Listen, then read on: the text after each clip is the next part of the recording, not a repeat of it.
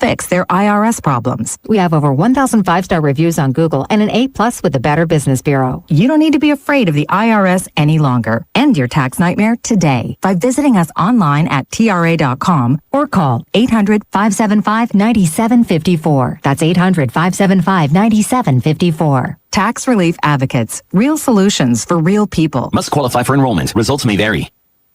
Moments like my daughter telling me a new joke mean a lot to me. But after being diagnosed with metastatic breast cancer, or MBC, which is breast cancer that is spread to other parts of the body, they mean even more. I take Ibrance, palbociclib. Ibrance 125 milligram tablets with an aromatase inhibitor is for adults with HR-positive, HER2-negative MBC as the first hormonal-based therapy. Ask your doctor about Ibrance and visit Ibrance.com. Ibrance may cause low white blood cell counts that may lead to serious infections. Ibrance may cause severe inflammation of the lungs. Both of these can lead to death. Tell your doctor right away if you have new or worsening symptoms, including trouble breathing, shortness of breath, cough, or chest pain. Before taking Ibrance, tell your doctor if you have fever, chills, or other signs of infection, liver or kidney problems, are or plan to become pregnant, or are breastfeeding. Common side effects include low red blood cell and low platelet counts, infections, tiredness, nausea, sore mouth, abnormalities in liver blood tests, diarrhea, hair thinning or loss, vomiting, rash, and loss of appetite. Whether you're raising cattle, hay, or crops, BTC Bank knows agriculture can be a gamble. We also know Lady Luck isn't always on your side. We can't change the weather or the markets, but our experienced BTC Bank ag lenders can customize an operating plan that works for you. Don't gamble with your banking needs. Take the sure bet with BTC Bank. Community minded, just like you. BTC Bank. BTC Bank, member FDIC, equal housing lender. You know the name, now you get the same low price. Pitt's Chapel of Greenlawn Funeral Homes now has the same low prices that have made Greenlawn Funeral Homes a household name. Stop by or give us a call and let us help you with your funeral needs and monuments. That's Pitt's Chapel of Bolivar, 326-5211. Once again, that's Pitt's Chapel, 326-5211. Navigating healthcare can be tricky, but you don't have to do it alone. The Navigator Project is here to help Missourians every step of the way. We provide free, personalized assistance with enrollment in the healthcare marketplace. We'll guide you through your options, help find the right plan, and get the coverage you need. Go to ma4web.org and select the Services tab to find a navigator. Brought to you by the Missouri Association of Area Agencies on Aging. For all your furniture and bedding needs, visit Hometown Mattress and Furniture, where we liquidate prices, not quality. Come see our great quality mattresses and furniture closeouts. You will not find more bang for your buck on pillow tops, Euro tops, temper-grade foam mattresses, and adjustable bases. Same for sofas, sectionals, recliners, bedroom, and dining room furniture. From budget to luxury, we got it all. Payment programs available, same as cash, no credit needed. Check out our many great reviews on Facebook and Google. We will treat you right and earn your 5-star review. Hometown Mattress and Furniture, where we liquidate prices, not quality. 451 South Springfield Avenue, Bolivar, Missouri. The MT1 Series tractor from LS is a powerhouse, packed in a compact footprint, and now it's available with a high-capacity loader attachment. This tractor loader package provides you everything you need to get the job done right. Experience the LS difference at Worley Farm and Lawn Equipment. Worley, Worley, Worley, Worley, Worley Farm and Lawn Equipment. Woblo. Fly away, oh glory. By popular demand, Branson's Best Quartet, New South, sings all your gospel favorites. This 2-hour Southern Gospel extravaganza takes you from the early roots of Southern Gospel to hand-clapping gospel hits of today. From the Jordanaires to Bill Gaither, this show leaves you walking a little higher. Jackie Brown and Jim Dandy are also featured on Gospel Classics. For tickets and information, call Grand Country Music Hall at 417-335-2484 or visit grandcountry.com. Are you an HVAC tech tired of being on call and working weekends? If so, then it's time you join the winning team at April's Country Air. Competitive wages, insurance, paid holidays, paid vacation, and best of all, no weekends. So you're sure to find the balance between life and work. 2 years experience is preferred, but we'll train the right person. Apply at their location in Bolivar or online at aprilscountryair.com. Join the winning team. Apply today. If you yell at the football game on TV as if they can hear you, then you're in the Your Country 99.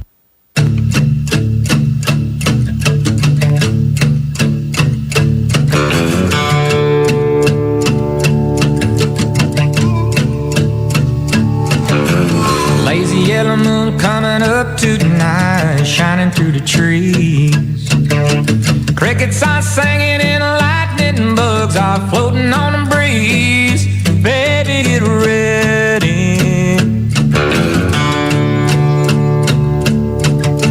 Across the field where the creek turns back by the old stumble road, I'm gonna take you to a special place that nobody knows.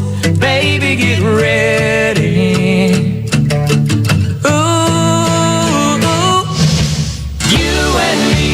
Fishing in the dark, lying on our backs and counting the stars where the cool grass grows. Down by the river in the full moonlight, we'll be falling in love in the middle of the night, just moving slow. Staying the whole night through, it feels so good to be with you.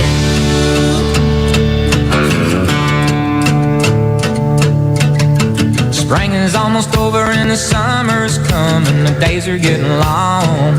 I waited all winter for the time to be right, just to take you along. Baby, get ready. And it don't matter if we sit forever and the fish don't bite. We'll jump in a river and cool ourselves from the heat of the night. Baby, get ready. Ooh, you and me going fishing in the dark, lying on our backs and counting the stars where the cool grass grows. Down by the river in the full moonlight, we'll be falling in love in the middle of the night, just moving slow.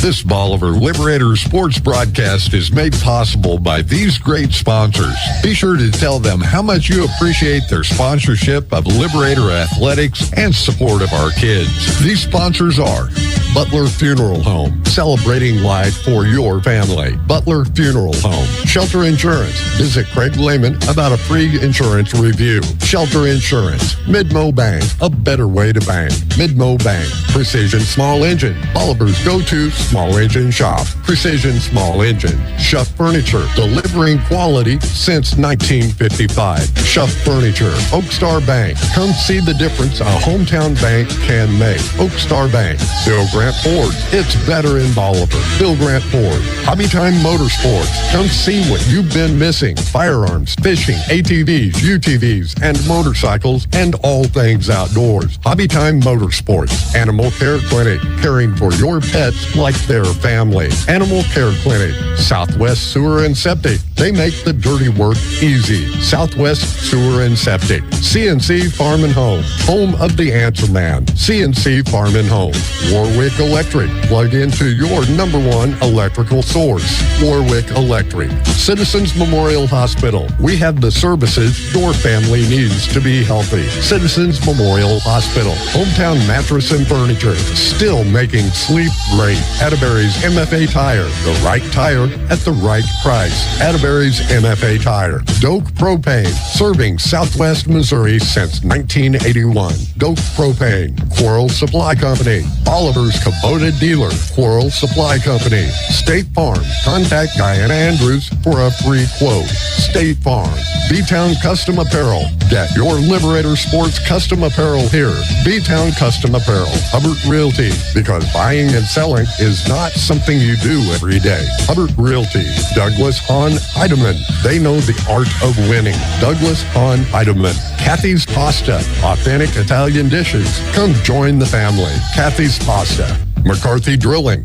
specializing in water wells, geothermal drilling, and monitoring wells. That's McCarthy Drilling. Thanks for listening to this Bolivar Liberator sports broadcast made possible by these proud sponsors. Tell them how much you appreciate their sponsorship of Liberator Athletics and the support of our kids.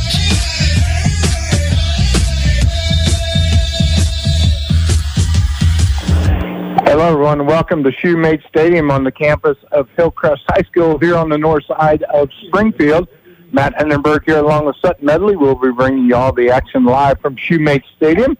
Our good friend Clay Meyer on assignment in Nashville, Tennessee. Going to cut his first record, I believe. I think that's right, yeah. So we wish Clay all the work. He's going to have to change his name, though, to like Clay Austin Meyer or Clay Cooper Meyer or somebody will come up with Meyer something. Probably wouldn't be too good. Well, no, probably not.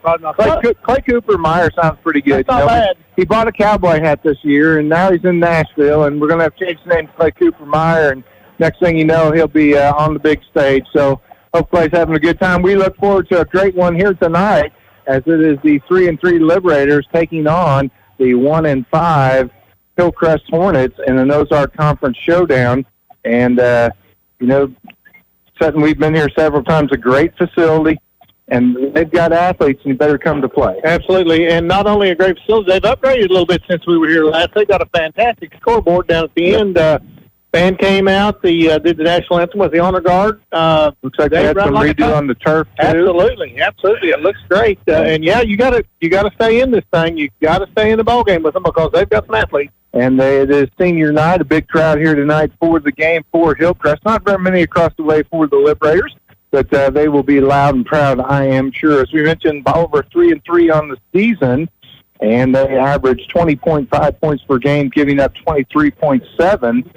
The Class 5 Hornets, they are 1-5, and they are averaging 17.2 points per game and giving up 27.3. So on paper, the Liberators with a little bit of an edge there, but again, you got to play the game between the hash marks, and it will be a physical game as it always is with the Hornets. We've been playing them now for about 15 years. Well, it's been a while, yeah. It's been a while now. Sure, maybe longer than that. And it's a great rivalry. It's a great rivalry, and everything we play them, it's a great rivalry. I mean, even back in the Doriel Green days, and that's been a while back now. Yep. But it's been a great rivalry in all the sports we play, and I feel comfortable coming down here, and always look forward to coming into this stadium. We enjoy it down here. They are great hosts, and it should be a good one again. We've played them in basketball for years and other sports, but like I said, just about the last 15 years we played them in football. The Liberators have not been beat by the Hornets in that 15 years, but we've had some really close games.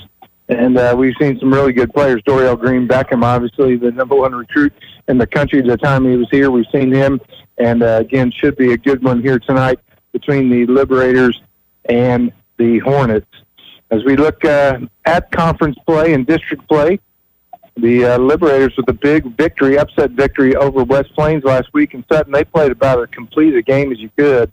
And, first of all, I want to apologize to our listeners and our viewers. Some people could not get the game. We had to record it. We did get it out there, but we had other people tell us they watched it all night. And then West Plains, with all their sportsmanship and true friendship, were pretty upset, and they cut the electricity off us midway during the coach's show. So. Good interview, and he was really, it was a great interview. It was a great interview, and he was really starting to get wound up a little bit about the whole thing, and no electricity. No electricity, so that's the way it works. And right now, in the district standings, the Liberators are sitting third with 35 points. Carl Junction, number one team, with 42.33 points and a 4-2 record. West Plains, number two, with 37.18 and a 3-3 record. The Liberators will jump them because of the head-to-head competition if it stays that way. Again, Bolivar with 35, Marshfield with 34.5, Log Rod with 26.83, Monette with 25.5, and Mack County with 18.33. In the Class 4 District 7, which is the team that we will be playing, no, that's not right, we're going to play 5, sorry. That's got Nevada and some other schools, but we're going to go the other way in our district, so we won't get a chance to play them. In the conference play, Liberators with a record of 2-2, and really it's wide open. Carl Junction has left on their schedule Branson tonight, who's 6-0, and in the top 10 in Class 5. Then they come to Bolivar next weekend at Plaster Stadium. Then they go to West Plains. So that's the team we got to beat to get up in the districts. They've got 3 very tough games. Basically, if we take care of business through the rest of this year, win our games out against Hillcrest, Carl Junction, and Log Rock, we're district champions. Exactly, and it's just all laying right here in front of us in our hands, and it's not undoable by a long stretch. And then West Plains, the team in front of us, which who we will jump, they're at Poplar Bluff tonight. That should be a tough game. That's a Class 5 school as well. Then they go to Marshfield, then they host Carl Junction at the end, and so it is wide open in the districts. In conference, if we win out, we're going to be conference champions too. That's just, it's all there for the Liberators. They've got to take it. The math will work. That's exactly right. But it's good. That game, we stressed it all week last week, and stressed it again now. That game last week down in Howell County was huge. That was a turning point on whether we would be able to get some home games for the district and vie for the conference championship. And with a win down there, we can do both. And the Liberators' defense was phenomenal last week. 6 interceptions against a very good passing West Plains team. Also, West Plains could not run the ball. I thought we were more physical than them. I thought we were a lot faster. We were very quick to the ball. We had a great scheme on them defensively. Their quarterback never looked comfortable all night. So I agree. We put pressure on him when he needed pressure, sacked him several times, and put enough hurries on him that, he was – I'm not saying he was sloppy with the ball, but our defensive backs were where they needed to be to have a chance to intercept the ball, and they did on numerous occasions. What was 6, I believe? 6 interceptions. That's when you take the ball away 6 times, you'd think it'd be a blowout, but their defense was good enough. They were holding us. We scored the first 2 times down the field, and then after that, their defense kind of slipped a little bit, but we prevailed in the end with our offense, and, man, it was just a great game to watch. And the Liberators got out. It should have been up probably 21-0 going into the half. They got an interception late in the second quarter, deep in their territory. We actually thought we had a touchdown on the return. That's true. Had a phantom step out of bounds and then a late penalty flag. So instead of being in the end zone, we were 1st and 10 from the Scissors 35-yard line. Did not punch it in, and then held them to a field goal, which was great. We can't do it better than that. We gave them the ball later on, a little deep in our territory, held them to a field goal, and then came out to start the second half, put one on the board, and it was all downhill from there. The Liberators win it 20-3 over West Plains, and it was a tough place to go play. One, you got the 4-hour Yellow Dog drive, and then it's just not a very friendly confine down there in Howell County. That's about as polite a way as you could probably put it, I would say. Let me tell you what, they're passionate about their football. They're passionate about all their sports down there. And when you come through the door, they've got their game face on, and the referees have their game face on most of the time, too. So hopefully the Liberator offense can get a little bit more in tune. Some great running from Gardner Casey. He ran real hard, had one big run of 56 yards, and it looked like a big-time college run. He jumped a guy, he ran over a guy, he broke a tackle. If he hadn't slipped, I think he would have got in the end zone, but he kind of made a cut on the last man, and he stuttered just a little bit, and he was able to get caught from behind. He ran hard. Nichols caught the ball well. Banner threw the ball well. Banner made a lot of really good choices. A couple times he threw the ball away. We wondered why. Well, because the man was covered and no sense in throwing the pick or taking the sack. So we're watching him mature in front of our eyes, and he's going to get better with every game. And it looks like, Study, the Liberators are set to be playing their best football when they need to be. I agree. And, we talked about to some of the former coaches we've been around for for all their careers, actually. And they were telling us, they were telling you last week or a couple of weeks ago that, when you play a lot of kids going both ways, they get better during cool weather because their endurance and their strength gets better and they start peaking out. And I think we've seen a pretty good sign of that last week. You could tell, and it was cool down there. A little bit warm here tonight at Shoemate Stadium, but Liberators should be fine. Captains out of midfield, Aiden Myers, 6', 109-pound senior for Hillcrest. Number 7, Ethan Weaver, 6'1", 207-pound senior quarterback. Number 13, Judd Cochran. He's a senior, 5'8", 173-pound running back. And offensive lineman number 73, Zach Gukin. He's a senior, 6'2", 240. And I can't see the Liberators. I'm sure it's McCurry. 75. Santos. 50. Can't quite catch that one. 58? 58 or 56. Couldn't see. That'd be 56. Brant Sawyer's the starting center. And the end captain. It's another 5, but I can't see the far side. So they won the toss. They defer. They'll get the ball to start the second half. They'll kick off to the 52. That is Garrett Cook, all offensive linemen captaining tonight for the Liberators. Liberators in the road white unis, yellow trousers and yellow hats.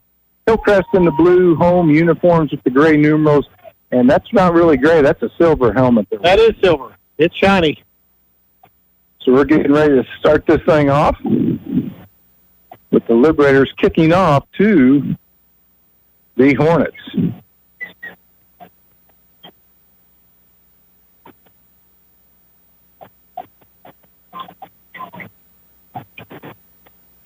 Back feet to receive for the Hornets.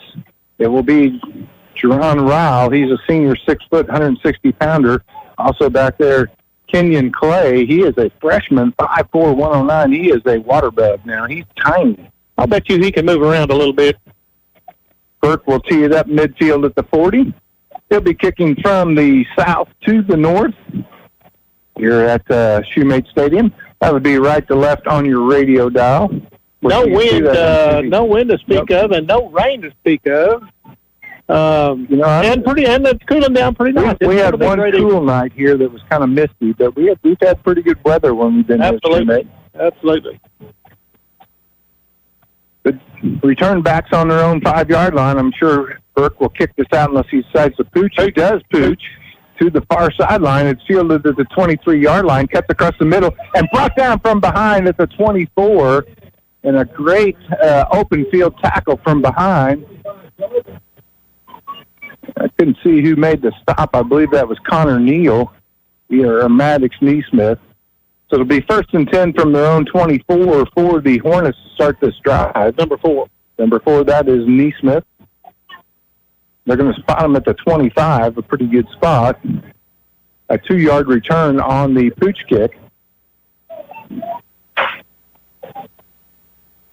And the quarterback for the Hornets is Ethan Weaver. He's in the gun, sends a man in motion from the near side. He gets about 5 yards behind Weaver, sets up as a tailback. They hand it off to him. He comes this way, makes a nice fake, cuts it to the outside. He's across the 30 to the 32, and driven backwards. Now cuts the field again, and picked up. And it'll be about a gain of 2. He ran about 40 yards on that to pick up 2. He was close to a first down at one point there. Yeah. And reversed his field. He was up to the 32-yard line, reversed his field, spun out of a tackle. But there was a gaping hole there when he came through the line of scrimmage on this end, Seth. He was. Weaver in the gun has one back beside him on the far side, trips far side, one receiver near side. And they're going to snap to the fullback. He hands it off to Weaver. He's going to run. He's got a little room. He finds a seam up the middle, and he breaks that tackle and finally dropped down at the 45-yard line, ball on the ground, but they're going to say it's dead. Making the stop for the Liberators was Danny Kozlowski, and that's a first down for Hillcrest. Good job by the runner, Matt. He just weaved his way through there. He wasn't taking really fast steps, but he was taking long steps, and once he kind of got unwound, he got a good gain out of that. Weaver pretty big, as we mentioned. He's 6'1", 207, and 2 offensive plays and 2 gaping holes for the running back. Weaver in the gun. Same formation, trips far side, 1 receiver near side. Weaver going to keep it himself. Got some room to run, crosses midfield. Actually, that is number 10, Braxton Tyndall. They snap to the back.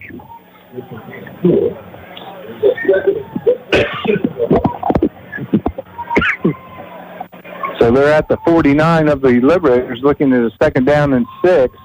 10-18 left to play in this one. Just 3 plays, all on the ground for the Hornets.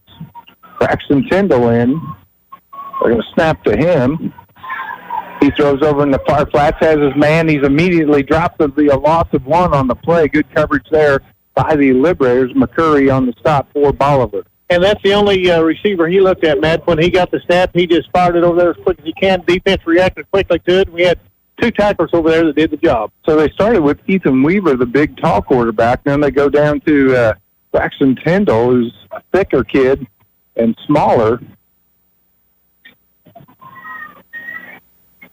So they have several sets and formations and players they rotate in and out.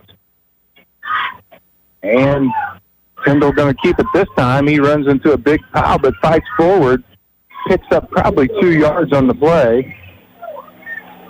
They'll bring up 4th down and 5, and we'll see if they punt here or not. I'd say 4th and 4. We got several players coming onto the field, so it could be a punt situation here. Gardner Casey's going to back up. Is that Casey or?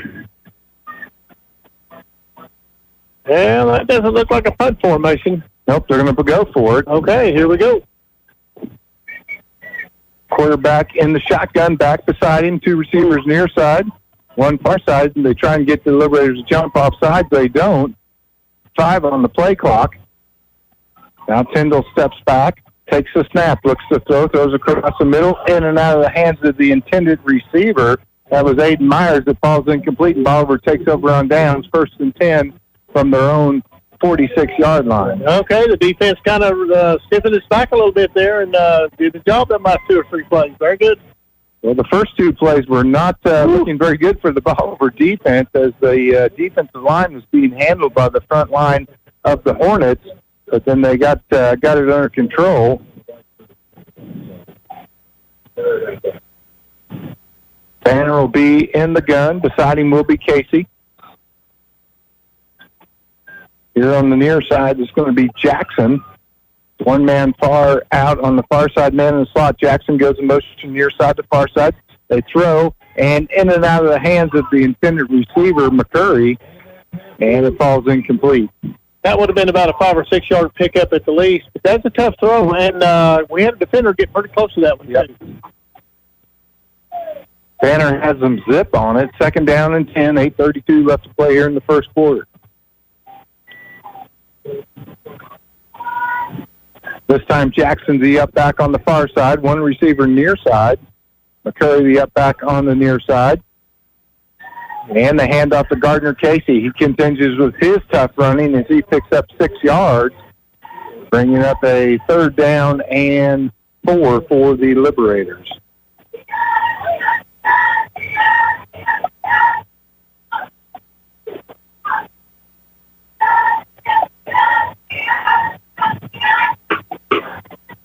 Jackson near side.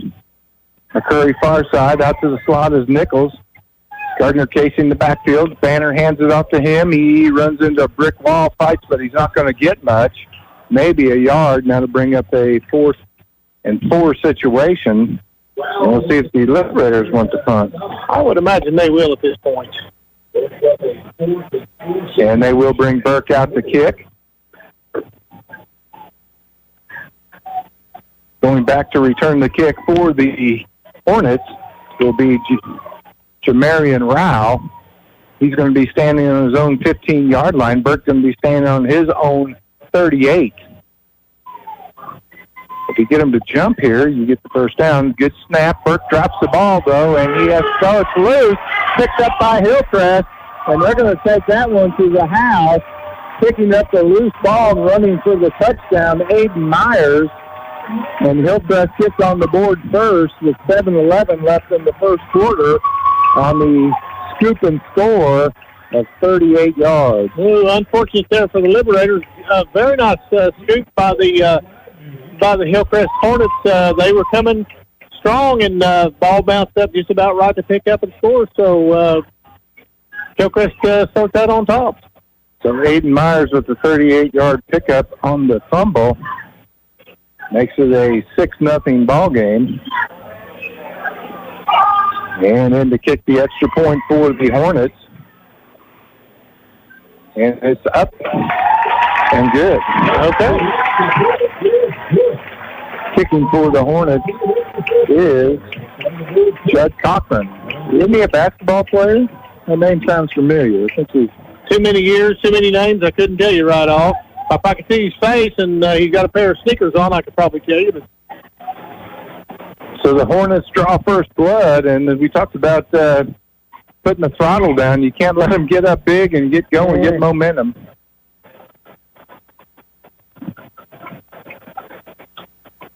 So Hillcrest will kick off to the Liberators. Casey back deep to receive. Also back there for Bolivar will be Nichols. Casey standing on his own 15, Nichols on his 18. Casey on the far side. Cochran will kick for Hillcrest.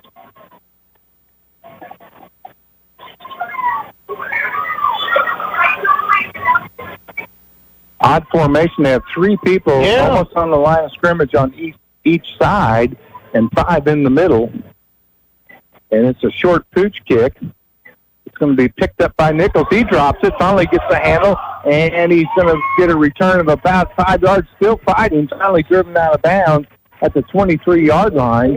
So it'll be about a 9-yard return. And the Liberators have a little fumbleitis going on tonight, Teddy. Ooh, Nichols done a good job getting the handle on that one because they were bearing down pretty close or pretty quick on him. If he hadn't got it that time, anything could have happened again there. So Hillcrest does have some pretty athletic-looking kids. And Hillcrest roster are not matching the numbers that we see on the field. Jackson and Neesmith wide to the near side. Nichols out to the far side. Now Jackson goes in motion. They pitch it to him. They run sweep to the far side. He turns the corner, gets across the original line of scrimmage, and picks up about 3 yards on the carry. Well defended by Hillcrest. Aiden Myers on the tackle. That's the man that just got the 38-yard scoop and score. He's probably a half a step quicker right now, don't you imagine? Yep. He's feeling pretty light in the loafers. I'll say he is. 2nd down and 7, Liberators. Ball on their own 31-yard line. 2 receivers either side for Banner. He's in the gun with Gardner Casey beside him. Casey goes in motion out to the far side. They throw the tunnel screen on the near side, making the catch and picking up the first down, crossing midfield, going to the far side, to the 30, to the 25, to the 20, cuts back in, still on his feet, and finally driven out of bounds at the 9-yard line. And what a nice run after the catch. And that was Nichols on the reception and the long run. Excellent piece of running after the catch. The catch, he secured the catch and then waited on his blockers. And then he got through the blockers and got the rest of it pretty much on his own. Great run. So 1st and goal to go for the Liberators. 6:41 left to play in the first quarter, down 7-0 to Hillcrest, but knocking on the door. Nichols wide to the near side. McCurry the up back on the near side. Jackson the up back on the far side. In the pistol is Banner with Gardner Casey. They give it to Casey. He works to the outside. Looks like he can find the corner. He does. Touchdown, Liberators. He knifed and angled towards the corner and made the corner for the touchdown. That opened up real well. We can see it from here. He was going to be able to make a 9-yard touchdown run by Gardner Casey. And so the Liberators answer right back to the scoop and score by the Hillcrest Hornets. An appropriate response and just exactly what the coaching staff wanted. Let's keep going, boys. And there they go. So 3 plays and 68 yards for a touchdown for the Liberators on that offensive set. Burke in to kick the extra point. It is good. Okay. And we'll take a short break. You're watching Bolivar Liberator football on MoSportsZone, listening on Your Country 99. At Animal Care Clinic, they're not just another veterinary clinic. They're your pet's best friend. Their team, led by Doctors Levin and Lindsay Roten, offer top-notch care for all animals, big and small. From intensive care and checkups to pet supplies and grooming, they've got it covered. Keep your furry friend healthy and happy. Schedule an appointment today at animalcarebolivar.com. That's animalcarebolivar.com. Animal Care Clinic. Their name says it all. When it comes to buying tires, you don't need gimmicks and big sales. You need fair prices and great customer service. And that's exactly what you get at Atterbury's MFA Tire and Auto Center. And that's why Dwayne Atterbury continues the family tradition of a firm handshake and a great deal. So if you're looking for the right tire at the right price, come see Dwayne at Atterbury's MFA Tire and Auto Center today at 333 East Broadway in Bolivar. Attaboy, Atterbury. Welcome back to Shoemake Stadium. That was a Warwick Electric touchdown as the Liberators had a 9-yard touchdown run by Gardner Casey. They'll kick off again for the second time here in the first quarter to the Hornets. And again, it will be Rao and Clay back to receive the kick for Hillcrest. And we had a Bolivar Furniture and Mattress first down in there, but it was a long first down, 67 yards. Burke's kick. This one he kicks away, and it's going to go out of the end zone. It'll be 1st and 10 from their own 20 for the Hornets to start this drive. Without Clay Cooper-Meyer here, we're all trying to do something a little extra, so we might be a little bit behind. Yeah. Hands are a little full. Other games of interest in the area tonight, Nixa and Waynesville, Seneca at Mack County. That's one of our district. Those are at the bottom of that district. Probably the premier game in the area, set in Carthage at Republic. That's number 4 Carthage against number 9 Republic. That should be a dandy over there in western Greene County. Empty backfield for the quarterback. Braxton throws, spins, and incomplete. It's a little misdirection fake as he acts like he's going to spin to the far side, comes right back over here to the intended receiver, went right through his hands. We did have a man on him. I don't think he would have got much of a gain. But well, we had a man on the quarterback, kind of rushed that throw just a little bit too, so that don't think it blowed it completely up, but it hurt it. It certainly hurt it. Braxton Tyndall in the empty backfield in the gun. 2 receivers near side, 1 far side, up back on each side for him. And he's going to run it himself, kicks it to the outside, and crosses a 30 to 35, 25 up to the 31-yard line. And that'll be enough for a first down. They'll move the sticks. And he kind of looks like Johnny Manziel, or the quarterback they call him, Wani football from the upsetting Vanderbilt team. I can't remember that kid. Last name. Yeah. He's a little thick kid, but he is tough, and he can run hard. So Hillcrest gets the first down on the first play. 2 receivers far side, 1 near side, up back on each side. Tyndall comes again, throws way over the top his intended receiver, which is Ethan Weaver, who started out at quarterback. Didn't throw the ball, but he ran really well. So they play mix and match with these guys everywhere. Yeah, it looks, I'm not sure we can get a handle on who's supposed to be where on any type of play they run. Well, one time Tyndall and Weaver were both in the backfield. They snapped, which Weaver had been the quarterback. They snapped it to Weaver. They've got 2 in the backfield now, 2 to each side. Tyndall takes the snap and runs, breaks a tackle, breaks another tackle, still on his feet.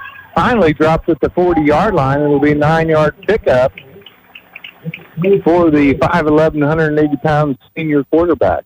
I'm going to tell you, when he keeps his feet moving, his center of gravity is low, and he's going to be hard to tackle. Obviously, he's going to be hard to tackle. It looks like it'd be fun to play in this. You never know what you're going to be. True. Mount Vernon taking on Parkview tonight just south of us. Nevada at Cassville. Branson to Carl Junction. That'll have some impact in the conference and in the district. This time he's in the gun. He's got one behind him. He hands off to the back through, and nothing doing there. Probably loses about a half a yard. It'll bring up 4th and short for the Hornets. And they're short enough, and their running game's good enough. They'll go for this, I'm sure. And they're going to run the kicker in. Judd Cochran, I don't know if he's a punter too. He plays a lot of positions. We'll see if they're going to punt. Cochran will be the up back.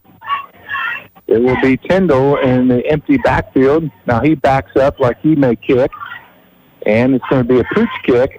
Comes to the near sideline, and he's going to go out of bounds. Nope, it checks back infield, rolls down to the 25 to the 20, and it'll be down there.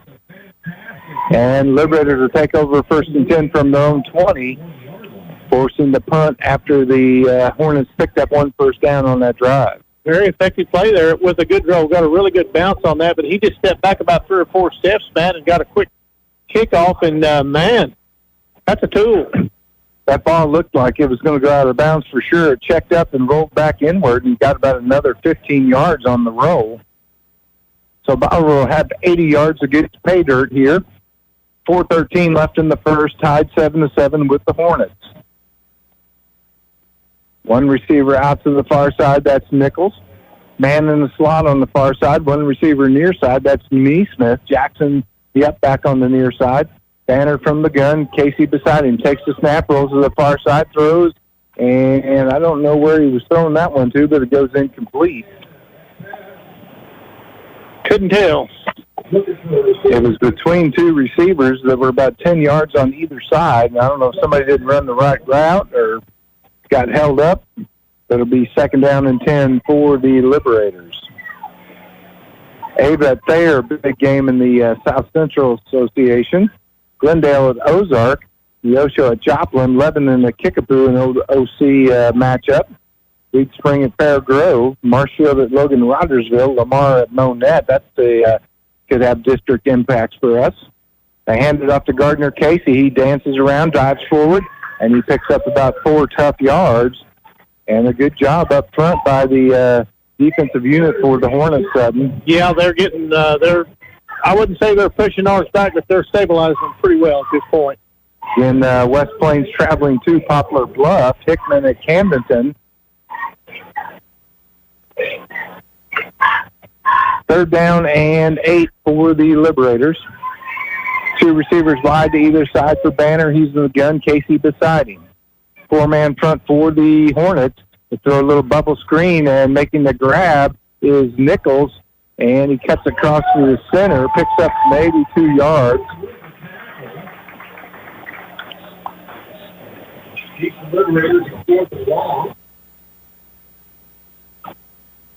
And I would think that'd bring the kicking team out, and it does. It'll be 4th and 4 for Bolivar, and Burke will come out to kick. We just fumbled what was a good snap, and they were able to pick it up and run 38 yards. Aiden Myers for the score. Might be a good time to pull them offside here. And nobody back to receive this kick for the Hornets. Now backing up is Jamarian Rao. Another good snap. Burke gets the kickoff. It is a dandy. Rao catches it, bobbles it, and is hammered at the 37-yard line. Making the stop is the Elder McCurry for the Liberators, and that was just a textbook tackle. It was, and the timing was pretty good. That ball was up in the air, and those guys were coming, and we could see them coming right at the receiver. Came back down, and he just got it in his grasp when the tacklers got there. That could have went several different ways. Hillcrest takes over 1st and 10 from their own 37.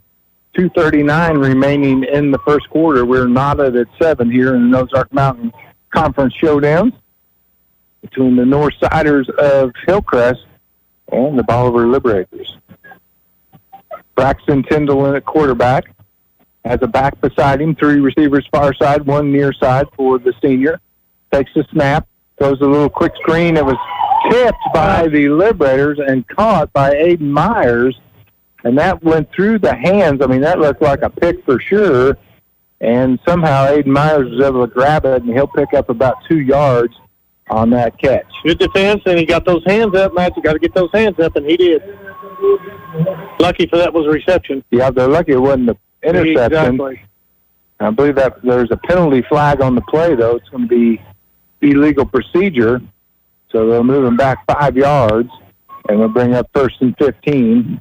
So all for naught. First flag of the night. Yep. We've had some games down here with a lot of flags. Ooh. We've seen the flags disappear late at night down here also. Tyndall in an empty backfield. Takes the snap, rolls to the near side, looking to throw, hit, dropped the ball, it's on the ground, and he recovered it. What a lucky break for the Hornets. 3 Liberators right there. When he dropped it, it went off the shin of one of the defenders right back into his hand. It will be a loss, and it'll bring up second down and about 22 for the Hornets.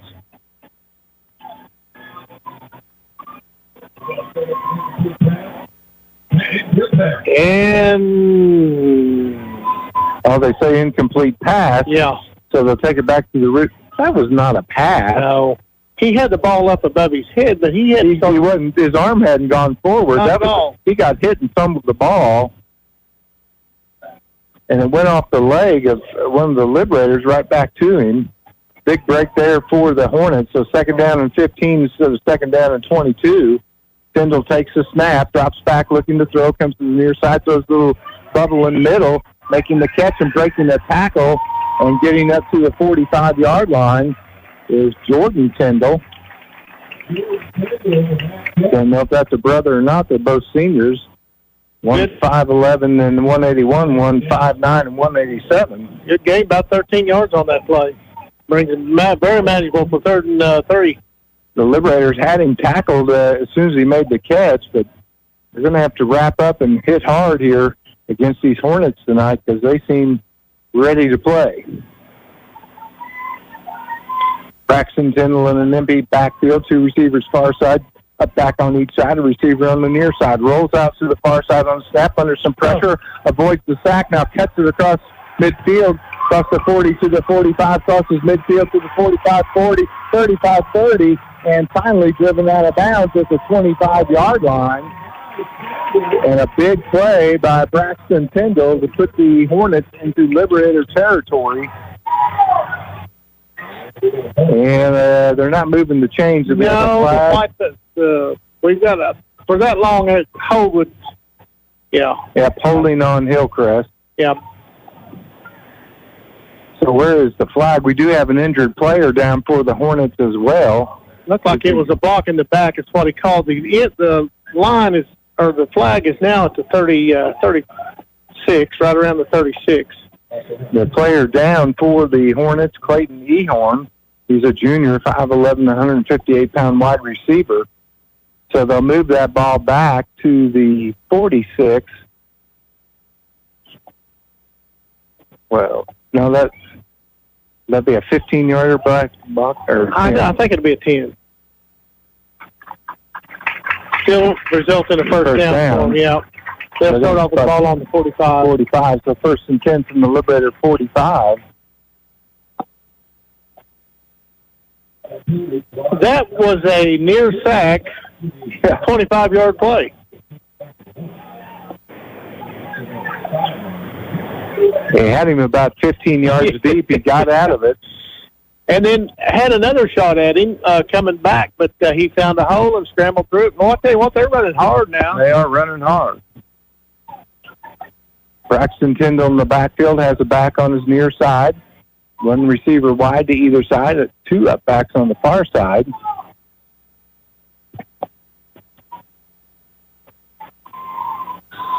Keenan Gans, the head coach for the Hornets. A couple of Shafitzels on the staff. And Tyndall's going to keep it, and he's going to pick up another first down. He just finds a way to get through traffic and break tackles, and I don't think he's got a lot of blazing speed. He is tough. He does have a low center of gravity, as you mentioned, but he just finds a way to make things happen. He's just kind of taking short steps. He's keeping his balance and arm tackles. Unless you wrap up on him, he's just bouncing off of those things. Just under a minute to play here in the first. 46 seconds, 21 on the game clock. Now coming in motion is Jordan Tyndall. He stands behind Braxton Tyndall to hand it off to Jordan. Nothing up the middle, kicks it to the outside. Bolivar can't get him. He dives forward. He's going to pick up about 7 on the play. Flag on the play. And there is a flag on the play. That's going to come back. with 29.5 seconds remaining here in the first quarter. Looks like there may be a reason we can't get to him to tackle. Liberators did a good job that time jamming it up in the middle, and Jordan Tyndall had to kick it to the outside.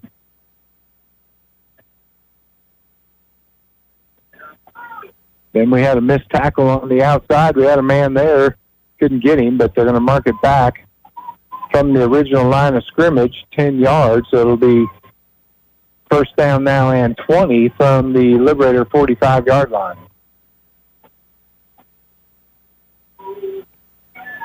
Three receivers near side. One of them's in the slot. One's out to the far side.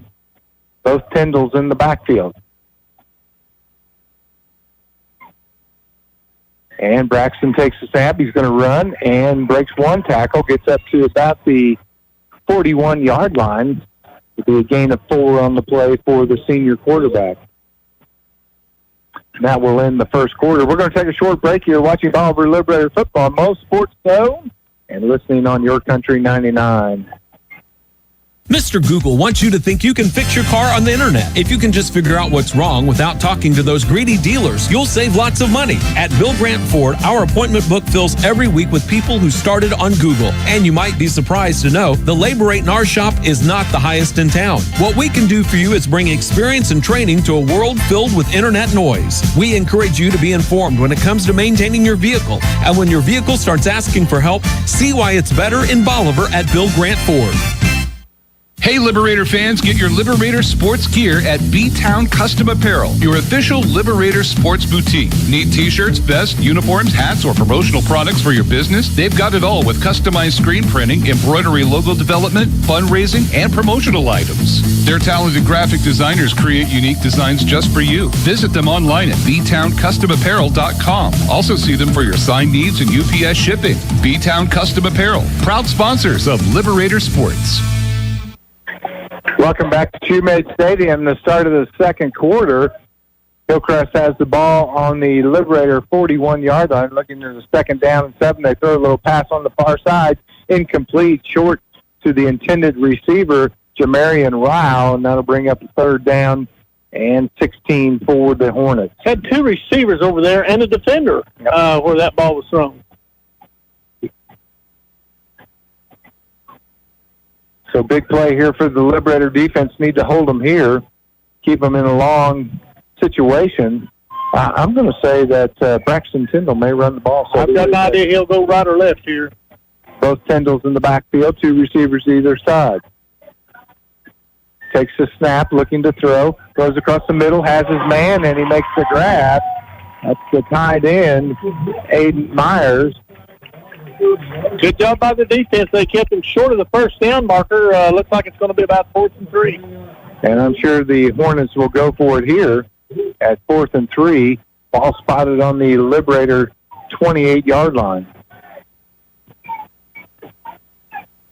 His quarterback's pretty impressive. He runs, he throws. I don't know who they played, but I can't believe they're 1-5.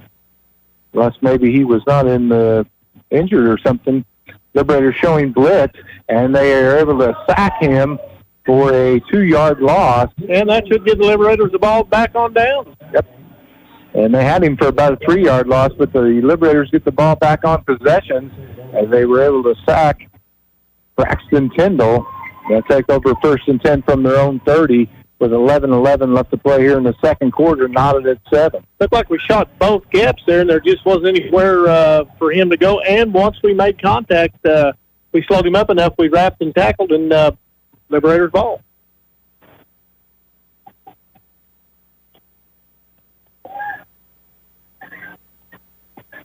Banner from the gun. They send McCurry in motion from the near side to the far side. Banner going to keep himself, has a seam up the middle, across the 35, kicks it to the outside to the 40, 45, and runs out of bounds at the 46-yard line, and that'll be another Hometown Mattress and Furniture first down. And that's what we've kind of been missing in the past few games. He hasn't done that very often, but that was a design play, it looked like. He just stepped back, waited for the gap. When he hit it, ran sideways, made a good gain on it. 16-yard pickup for the sophomore signal caller. We were just talking about Hometown Mattress on the way down here. I got to go buy one tomorrow. You're thinking about buying one? I got to have something to get my feet up. Two to either side. McCurry comes in motion from the near side to the far side. They throw to Casey over in the far wing. Gets across the line of scrimmage, crosses midfield, still on his feet, runs out of bounds at about the 40-yard line, and that's another Hometown Mattress and Furniture first down for the Liberators. A 14-yard pickup by Gardner Casey on the swing pass. And, you know, if we get Casey going, it's going to be a good night. Yeah, you look at the Hillcrest bunch, they got some good-looking kids now. Absolutely. They're making some plays. They're absolutely making plays. This time, one receiver to the far side, up back on either side for Banner in the gun, with Casey in the backfield. Power formation, the handoff to Casey, dives up the middle, and a good job getting through there and making the stop was Hayden Branch, a senior 6', 235-pound defensive lineman, as he hit Casey at the line of scrimmage and dropped him.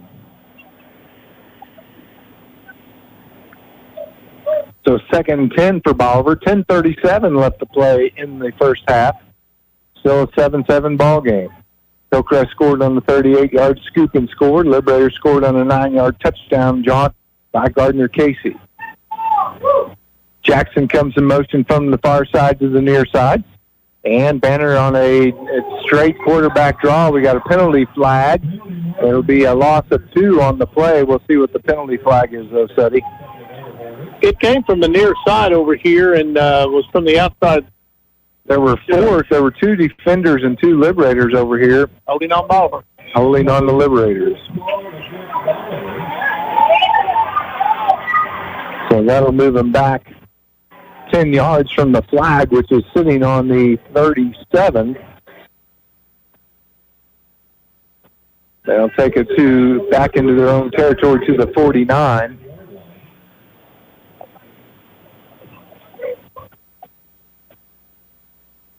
They haven't moved the stick over there. It'll be 2nd down and 10. They moved the line marker, the ball down marker. And the coach, the Whitehead, is talking to the Keenan coach here, so they won't move it until he's. Yep, they're going to move it now. Looks like.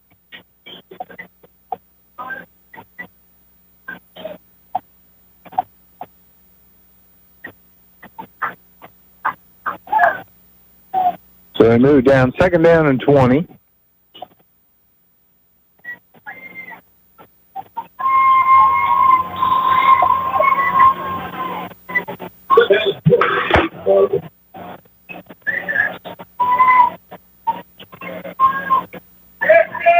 Liberators 1 in the slot. That's McCurry. He goes in motion near side to far side. Banner fakes the handoff, throws over on the near side, and has his man, and they're going to say he made the catch at the 38-yard line. So they pick up about what they lost on the hold, and they'll bring up 3rd down and about 11. Good route, good throw. Need to pick up a first here.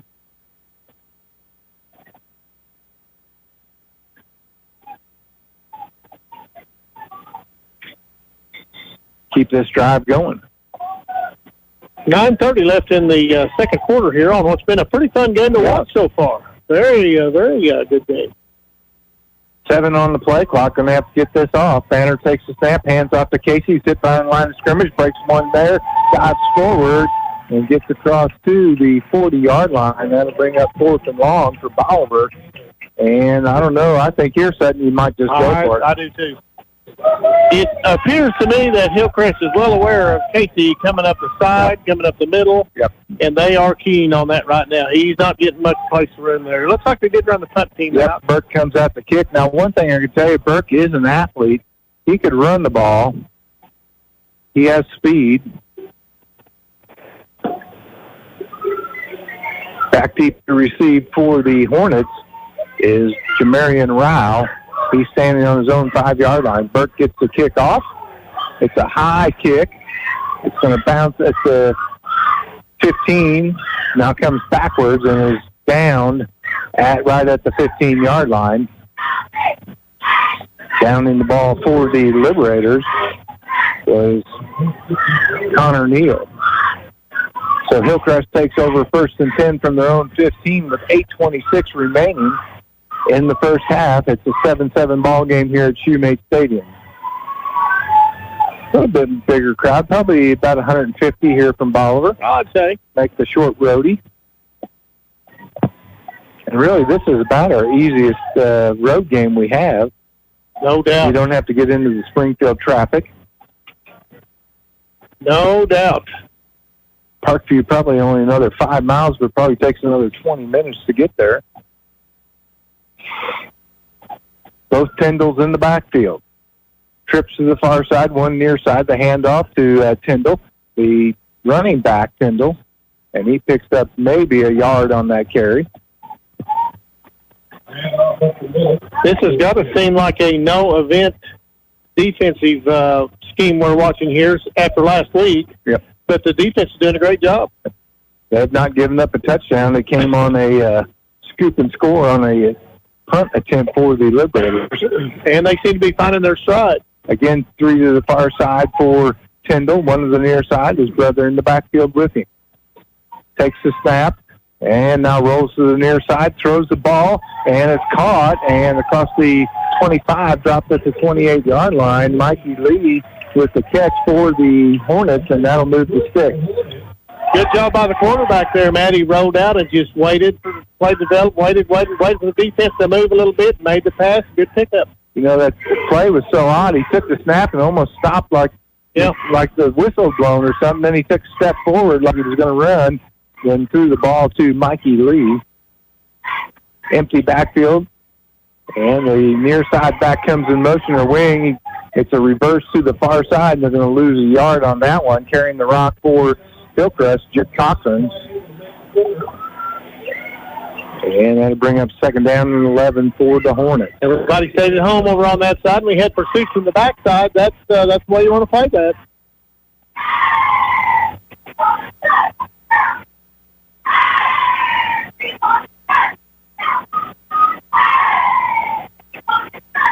Let's see what Coach Gans comes up with here.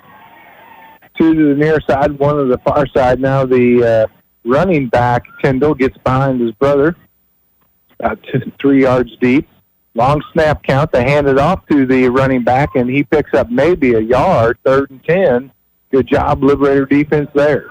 Clogging up that middle pretty good right now. We're doing a better job of tackling too. When we get a chance to tackle now, we're wrapping up.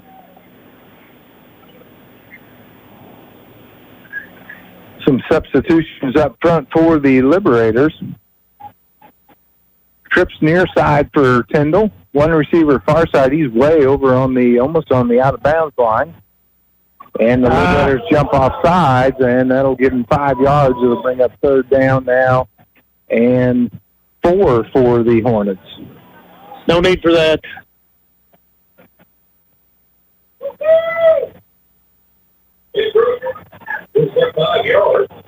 They spot the ball at between the 35 and the 36.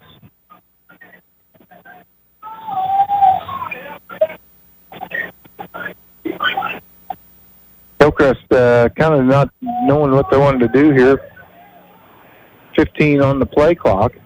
Trips near side, 1 far side for Tyndall. Takes the snap, now going to tuck it and run. Breaks 2 tackles, breaks another tackle, picks up the first down, loses the ball, picked up by the Liberators, coming down the near sideline to the 35-20. Touchdown, Liberators. And picking up the fumble, carrying it in for a touchdown. Is that 9 or 8? That is number 9 for the Liberators, and that is Hunter Kozlowski, the sophomore.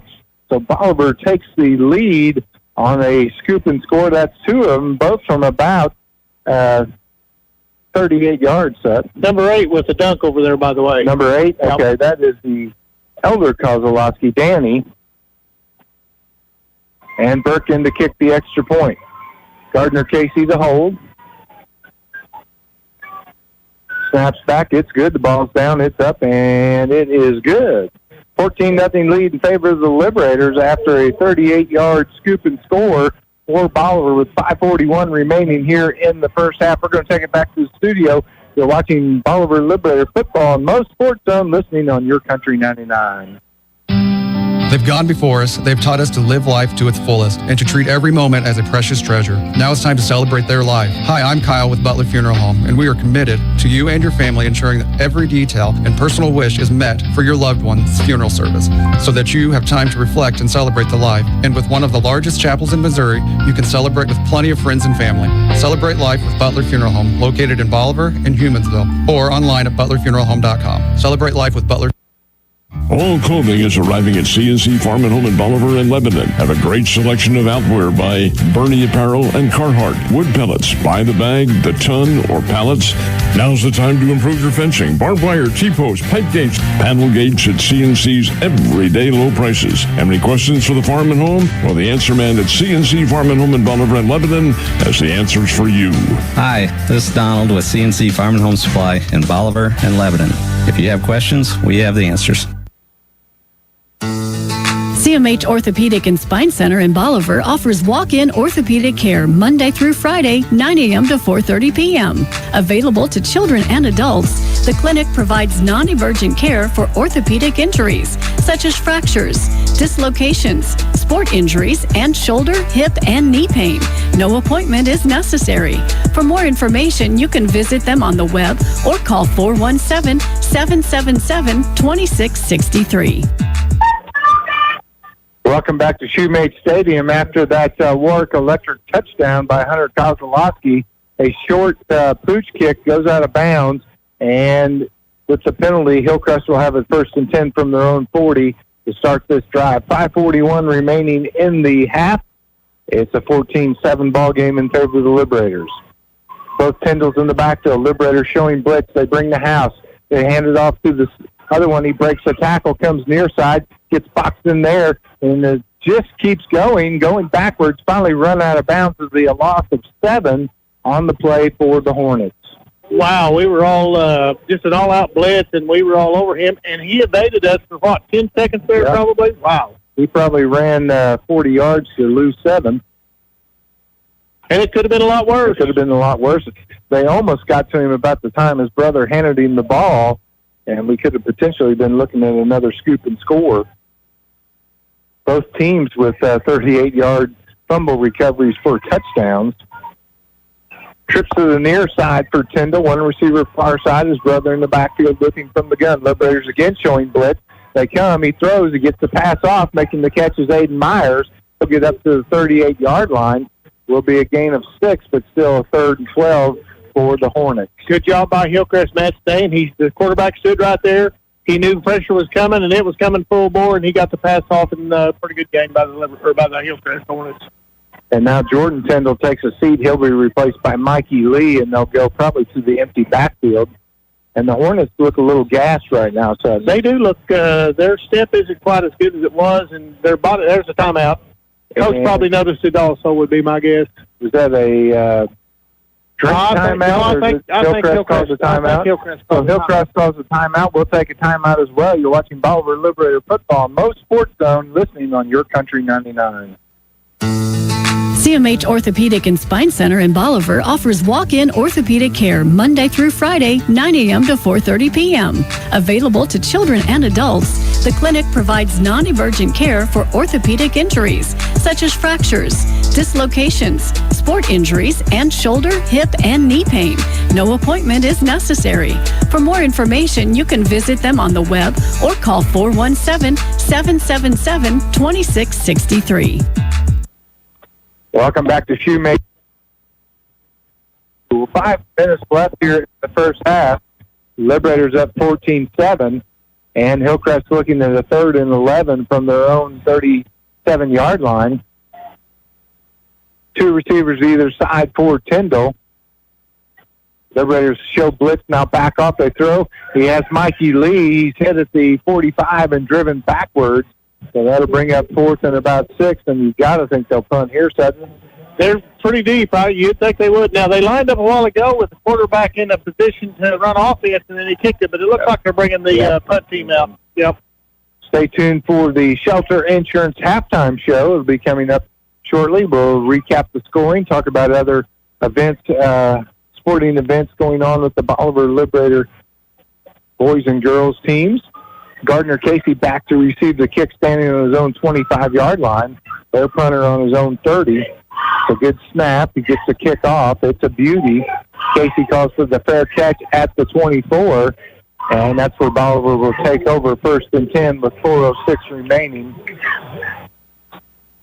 Bolivar with a chance to score here at the end of the half, Matt, with 4 minutes left, and get the ball back on the kickoff. So, you know that we talk about it every week. Middle eight. This is the start of the middle eight. If you put 7 on the board here and come out and put 7 on the board in the first 4 minutes of the third quarter, that's a huge swing, big swing.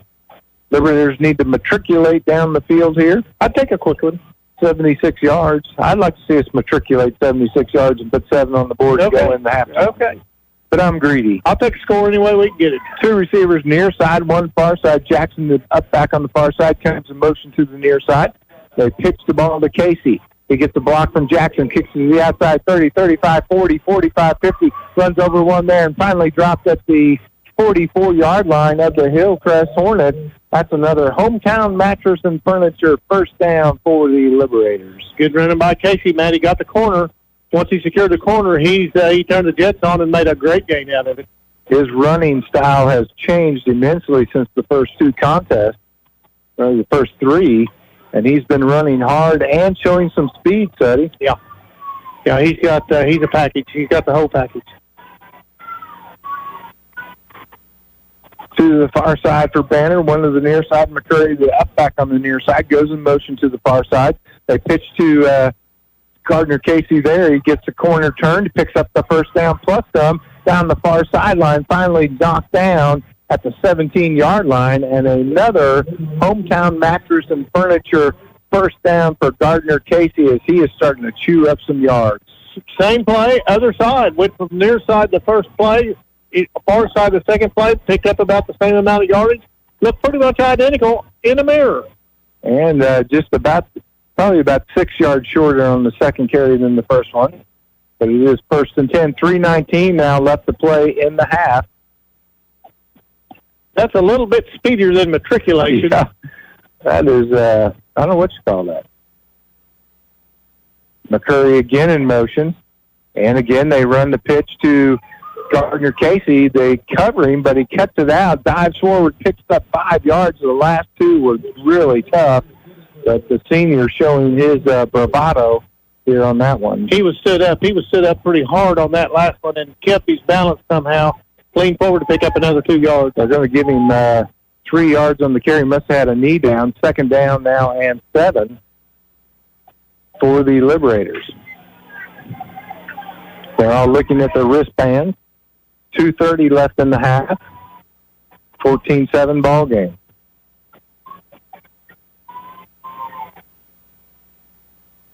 And Neesmith wide to the near side. Jackson in motion. They pitch it to him.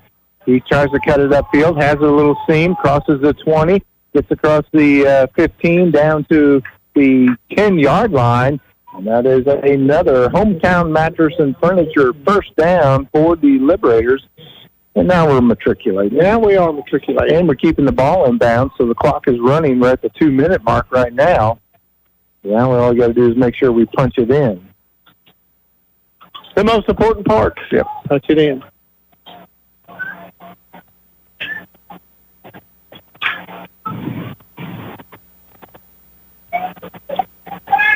Nichols and Jackson out to the far side.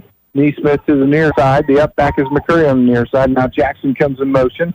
They hand it off to Gardner Casey up the middle. Nice piece of running. Waited for his block. Got it. Gets down to the 1-yard line. That was a veteran move. Absolutely. They shot the gap. He waited. His guard got in front of his man. He went right off the guard's butt, right up the middle, and picked up about 7 yards. They spot him at the 2. Second goal to go from the 2 with $1:27 left in this half. That's quick matriculation. That is quick. I look for more of the same. Yep. They run with the power formation. The receiver, Neesmith, the only one wide. They give it to Casey. Walks in, 2 yards. Touchdown, Liberators. Okay, that's at the 105 mark. Just as planned. Very good, Liberators. And it looks like our line is starting to kind of have their way with Hillcrest now. We figured it out. Burke in to kick the extra point.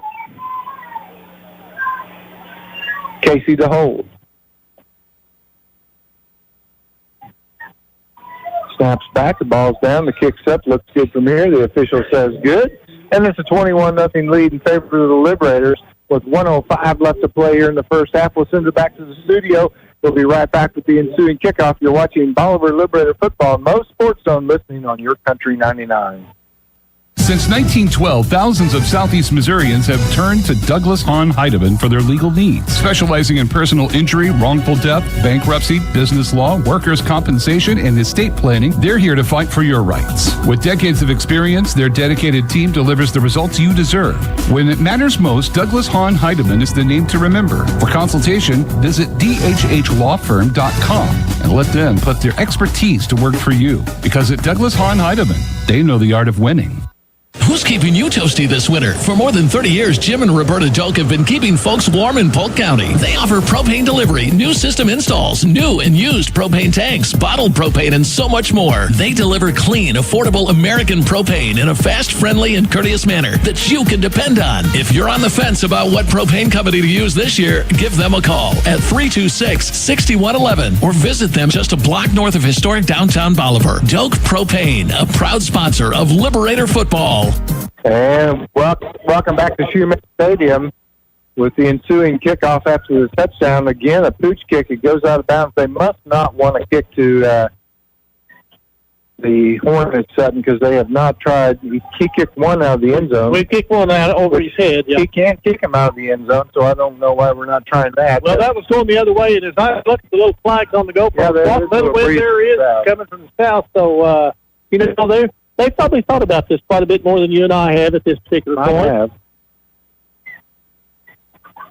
So with the out of bounds kick, they'll start on their own 40. So 1st and 10 from the 40. That's where they started the last drive when Braxton Tyndall fumbled the ball. It was picked up by Hunter Kozlowski, and he took it in for a touchdown. And we were putting a lot of pressure on them with a lot of blitzes the last go round. We'll see. Tyndall takes a snap, drops back, throws a little dump to his brother, and he picks up about 4 yards before he's hammered by McCurry. That's Mason McCurry.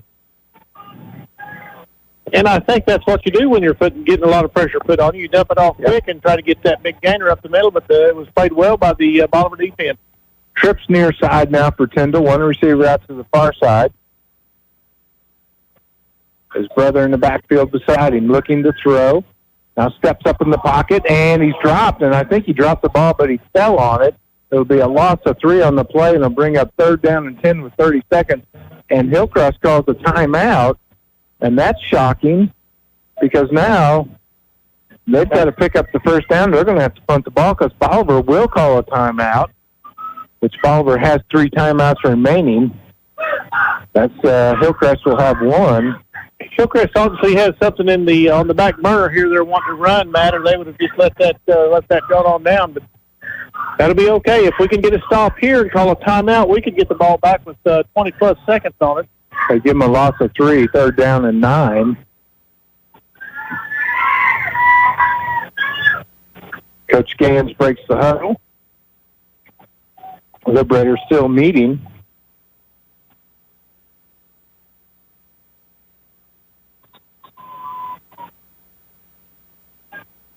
We'll see what they have. They'll have trips to the near side. The man who started at quarterback's out to the far side. That is Ethan Weaver. Both Tyndalls in the backfield. Quarterback takes the snap, drops back, throws deep, has Weaver, and he makes the catch at the 35-yard line, 1st and 10 for the Hornets. And that was just a jump ball, and Weaver just had enough height on our defensive back setting to make the grab. Smart by the defensive back, Matt. He didn't. He was the only line of defense we had back there. Kept the play in front of him, got him knocked down after the catch. So it was a good game, but it really didn't hurt anything except our chances to get the ball back. So timeout by Hillcrest. That'll be their last timeout. I think that other timeout was a drink. I don't think they'd charge that to anybody because the scoreboard's still showing one timeout for the Hornets and the Liberators with 3. May have been this line judge on this side. He was the one that stopped the clock as soon as the play was blown. So with 23.3 seconds left, Hillcrest looking at a 1st and 10 from the Liberator 35-yard line. At this point, Matt, they've got to do something similar to that again, I would think. With the amount of time left at 23.3, they don't have a whole lot of time to run the ball around.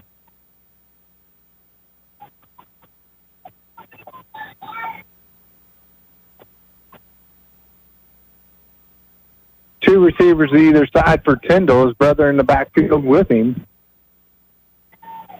Braxton takes the snap, drops back under some pressure, throws across the middle, and falling down was the intended receiver, Weaver, and it falls incomplete with 17 seconds remaining, bringing up 2nd down and 10 for the Hornets. It looked like the same type of pattern, Matt. He was just going to go down and run that post route and try to use that height to get the ball, but fell incomplete. So we'll see what Hillcrest does here. I'd say they're going to go deep again. I think they saw the mismatch that Weaver had with the height advantage.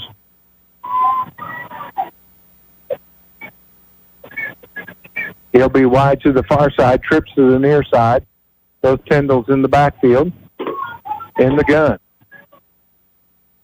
Braxton takes a snap, throws across the middle, incomplete in and out of the intended receiver's hands, Aiden Myers. He had a defender right there on him. And you got to go for it here. Yep. 12.9 seconds remaining. It's actually only 3rd down. So yeah, they've got to... they didn't 3rd down. You're right. So Liberator defense called upon here in the last 13 seconds to make a stop and keep the Hornets out of the end zone, go into the locker room up 21-7, and be prepared to take the opening kickoff of the second half. Two receivers either side for Tyndall. In the gun, brother beside him. Liberator showing blitz. Tyndall under pressure, throws, and caught. What a catch. Aiden Myers, the tight end, jumps up and makes a great catch. Had a Liberator defender all over him. But that's a 1st down for the Hornets. They're down to the Liberator 13-yard line. Timeout Hillcrest. Timeout Hillcrest. He caught that up about the 10-foot mark, I think. He timed that perfectly. And they will stop the clock with 7.2 seconds left. We'll keep it right here as we don't want to miss any of this action. Again, stay tuned for the Shelter Insurance halftime show. Saw Craig last night at the Cattlemen's meeting. Always good to visit with Craig. Oh, yeah. Did he impart any wisdom upon you at that Well, there were so many people there, and we had a lot of celebrities, so we just got to visit a little bit. Okay.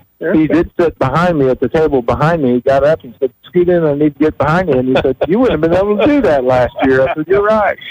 Oh, it's very noticeable, very noticeable. Hillcrest with time to run a couple plays here, Matt, if they're efficient. I would say the big kid, he's got to be a target in the blue down there in the end zone. Aiden Myers and Ethan Weaver have been Braxton Tyndall's favorite targets. Both of them have been successful. They'll be in the empty backfield from the gun. Up back on either side to the near side, one out to the far side for the senior. Takes the snap, throwing over in the far corner. And the Liberator defender with a great job to get up there and bat it away with 1.8 seconds remaining in the half. Hillcrest will have one more crack at it. So perfect defense. He stayed low, waited on the ball, played the ball the whole way, and went up and got it slapped away. They went over in that far corner of the northern end zone here at Shoemate Stadium. Probably the most important thing he did was he stayed centered under the ball. He wasn't off to the side. He stayed centered under the ball and just played the ball. So the Liberators take a timeout with 1.8. They want to make sure they got the coverage that they want. Yeah, we had ribeyes last night at the Cattlemen's. Nice. Craig picked a good night. You guys normally eat pretty well. Yeah. Well, we always eat light, lean, and delicious. There you go. And what's for dinner. It is what's for dinner, and sometimes lunch. And I've had it for breakfast. I like it for breakfast, too. without any It's problem. always good. It's always good. We might have a beef stick on the way home. You never know. Hillcrest crowd fired up here, trying to punch it in the end zone on what will be the last play of this first half. Trying to see if they can pull within 7 of the Liberators, down 21-7.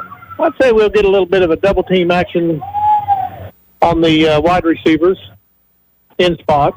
So they're going to put the brother Braxton besides the quarterback. Kind of an odd formation for this. Braxton Tyndall takes the snap, throws across the middle, and it falls incomplete, and that will end the half.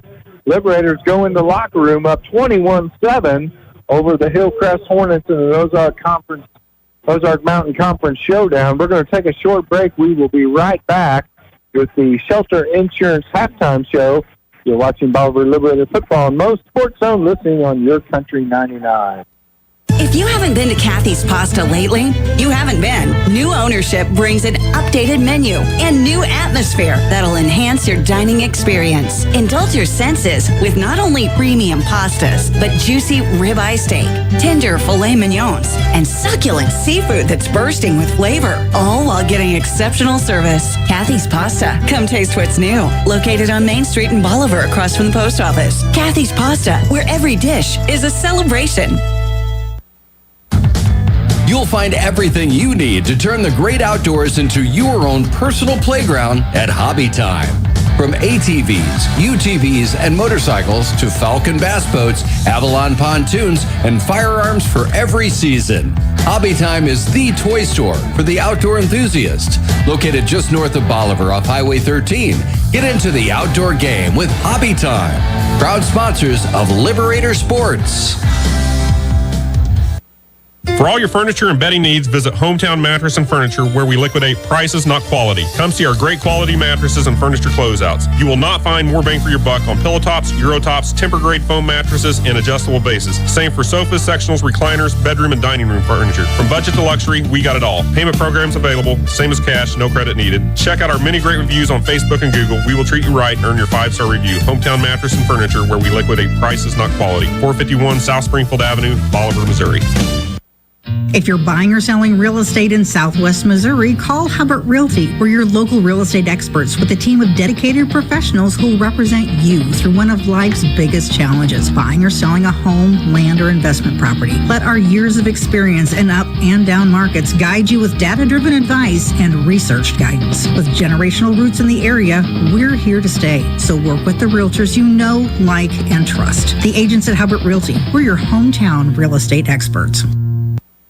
If you're buying...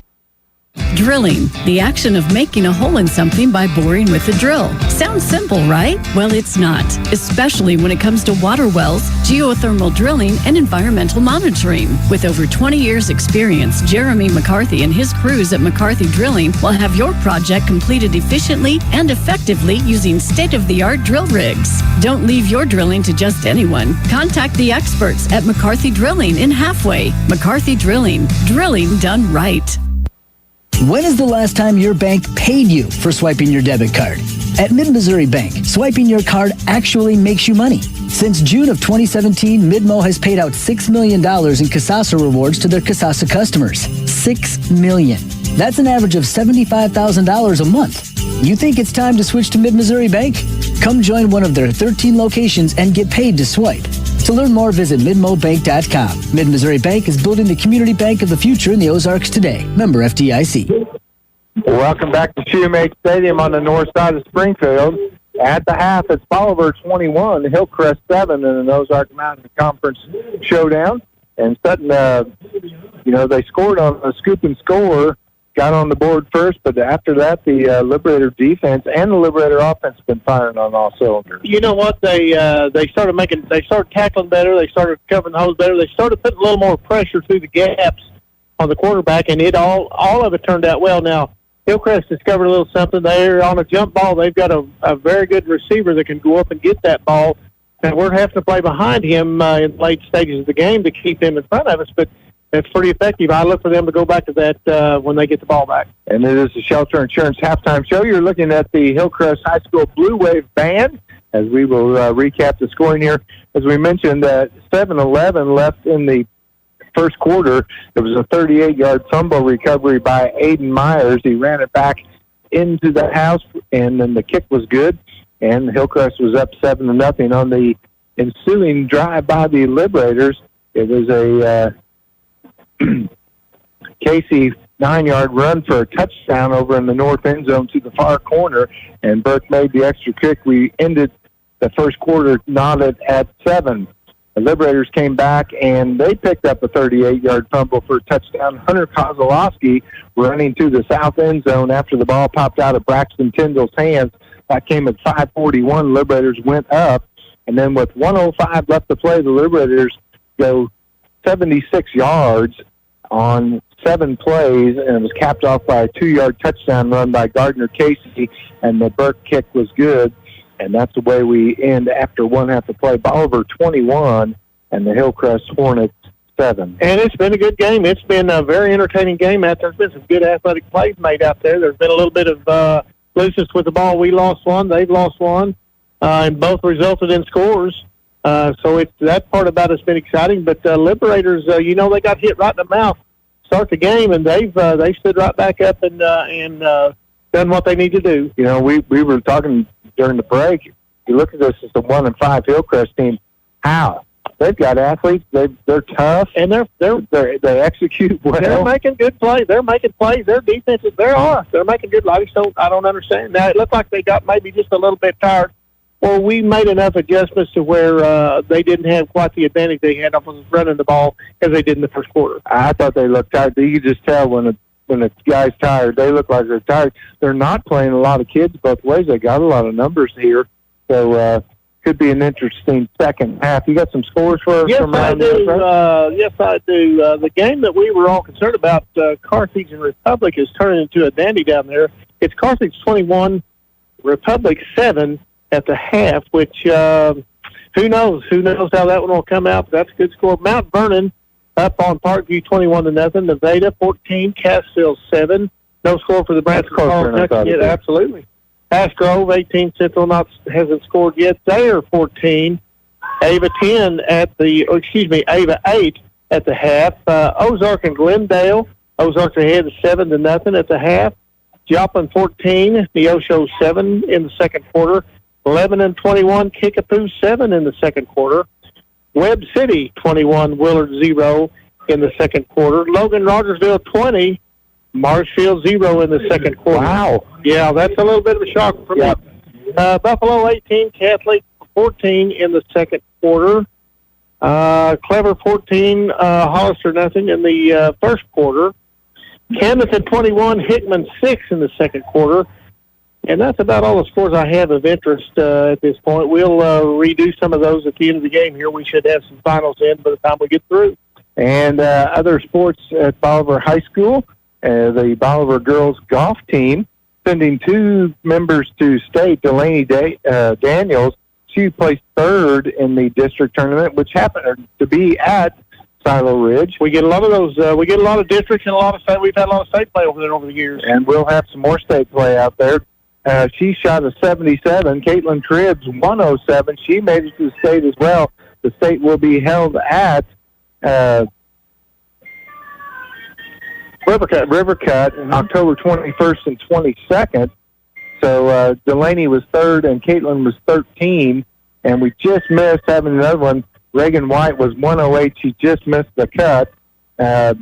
J.C. Franska, 118. And Caitlin Berry, 140 for the Lady Liberators out of Silo in district golf play. They were also Ozark Mountain champion team as well. So congratulations to Coach Kim Tribbs and the Lady Liberator golf team. The volleyball team right now, they have a record of 6-18-1. They will take on Reed Spring tomorrow. They have Nevada on October 17th. The boys soccer team last weekend winning the 2024 Fast Edge Liberators soccer tournament. They're in Bolivar. Congratulations to them. The girls tennis team, they were Ozark Mountain Conference champions as well. And I saw we had a couple, and I couldn't get what they placed, but we had 2 doubles teams for the girls going to state. I don't know if they were district champions or just made the cut to get to state, so congratulations to them. A lot of good things going on. Of course, cross country wrapping it up as well. And we always have a very talented cross-country team. I just don't have any stats on them, so that's what I had. And softball beat Lebanon 12-4. They improved to 19-11 on the season. They're number 2 seed in districts next week at Mack County. Marshfield, the number 1 seed, and they have split in the regular season. 1 tournament game, 1 regular season game, so they have a chance to win the district down there in Mack County, the girls softball team as well. And that should be a good one. Absolutely, and good luck to all those teams and participants. And it doesn't start. It doesn't start when school starts for these fall sports. That they start well before school starts, and they play a lot of the games and do a lot of practicing before school starts, and then to get ready. I mean, you just have to these days. And good luck to all of them, because it's hard work to get to that finals of district. That's a hard job. And I've had a conversation today with an ex-coach, Tony Berry, also the ex-Bolivar superintendent. We were talking about, he's like, man, football season's almost over. Yeah. He said, you work all year. Yeah. You're in weights. You're in 7-on-7. You got 2-a-days, all that. And it just goes so quick. But he said, what's really interesting is if you start the season off bad, which the Liberators did, you're 6 weeks in and you forgot about that because you beat West Plains on the road. It's over. And, that changes so quickly. And as having been an ex-high school softball coach, that season it's just crazy. You think, wait a minute, it's over. We just got started, and this year's been a little bit unusual. So far, we've only played in warm weather. We haven't had a rainy day. We haven't had a cold day. Now, it's coming. It's coming, no doubt. I hope the rain and a little bit of the cold, too. But, this will probably be the last really warm day we've had in the 80s. This will probably be the last one we had this year. But in the fall sports, you play when it's 100, and you can play when it's 30. Yeah. When it's raining and snowing. Absolutely. Well, we're going to take a short break here on the Shelter Insurance Halftime Show. We'll send it back to the studio, catch up on some advertising. We'll be right back with Bolivar Liberator Football on MoSportsZone and Your Country 99. People choose Oak Star Bank for a number of reasons, from the high interest earning checking accounts all the way to a 30-year fixed rate farm loan. But really, it's our people that make the difference. Here at Oak Star, we believe that friendly service and a smile from hometown people that makes all the difference in the world. Come experience the difference a hometown bank like Oak Star can make. Oak Star Bank knows banking in Bolivar. Maybe it's time you get to know us. Member FDIC, an equal housing lender. When you own a commercial lawn service, you know a thing or two about great cuts. You also know that every dollar counts. And with Gravely's Mow Like a Pro sales event, you can save up to $2,000 and receive special financing on select models of America's most rugged and dependable commercial lawnmowers, including the Big Pro Turn 600. But hurry, the Mow Like a Pro sales event is for a limited time only, and only at Precision Small Engines in Bolivar. Precision Small Engines in Bolivar. Welcome to Coral Supply in Bolivar. Coral Supply and Kubota have stepped up to get you the Kubota tractor you need. Right now, get 0 APR, 0 down for up to 60 months on the L2502 package at Coral Supply in Bolivar, equipped with box blade, bush hog, and 18-foot trailer, now through 12/30/24. See us or go to KubotaUSA.com for more details. At Coral Supply in Bolivar, we make it simple to buy a new Kubota tractor. Hurry up, dude. The game's about to start. Nothing beats spending the day watching the game with your buddies. Dude, I'm literally right here. Let's do this. Which is why a shelter insurance renter's policy is key to your winning game plan. It protects things your landlord's policy doesn't. Dude, where's your TV? What? Oh, no way, dude. Like that flat screen TV that just got stolen. Ask Shelter Agent Craig Lehman about Shelter's competitive renters insurance rates. Welcome back to the Shelter Insurance Halftime Show. Craig Lehman with Shelter Insurance in Bolivar. And we are the Liberators up 21-7 here at the break at Shoemate Stadium against the Hillcrest Hornets, as you're watching the Hillcrest High School Blue Wave Band perform here. They got a lot of numbers, and they got good bands. Yeah, they're doing a good job. They got a couple of they got two football players out there right now. They had 4 at pregame, but they got 2 at halftime. They did. So, well done on those young men's part. And Black girls are getting active, and, I mean, it's a nice atmosphere. And, Craig Lehman with Shelter Insurance in Bolivar, our halftime show, he was in Marching Mizzou. Oh, I didn't know He's that. a band man. You betcha. We traveled around and watched a lot of major college football games for a while, and the bands are incredible. Oh, yeah. Incredible. It's a full-time job to be in marching Mizzou. I'm going to tell you, they work at it, and I remember I used to work at a little place up there that served libations, and on Thursday nights after practice or Friday nights after practice before a Saturday game, the drum section would come to this little place where I work and sit in the back room. They would put on a show, not only with how much they consumed in the back room, but they bring their drumsticks and they played, and it was really, it was entertaining, and they were fun. They were a lot of fun. Those guys knew how to party. So, anyways, that's the band out there. Speaking of MU, they took it on the chin last week as they got boat raced by Texas A&M. They dropped the number 21 in the nation.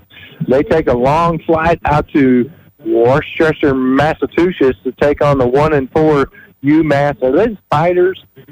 That may be. I think they are. That may be.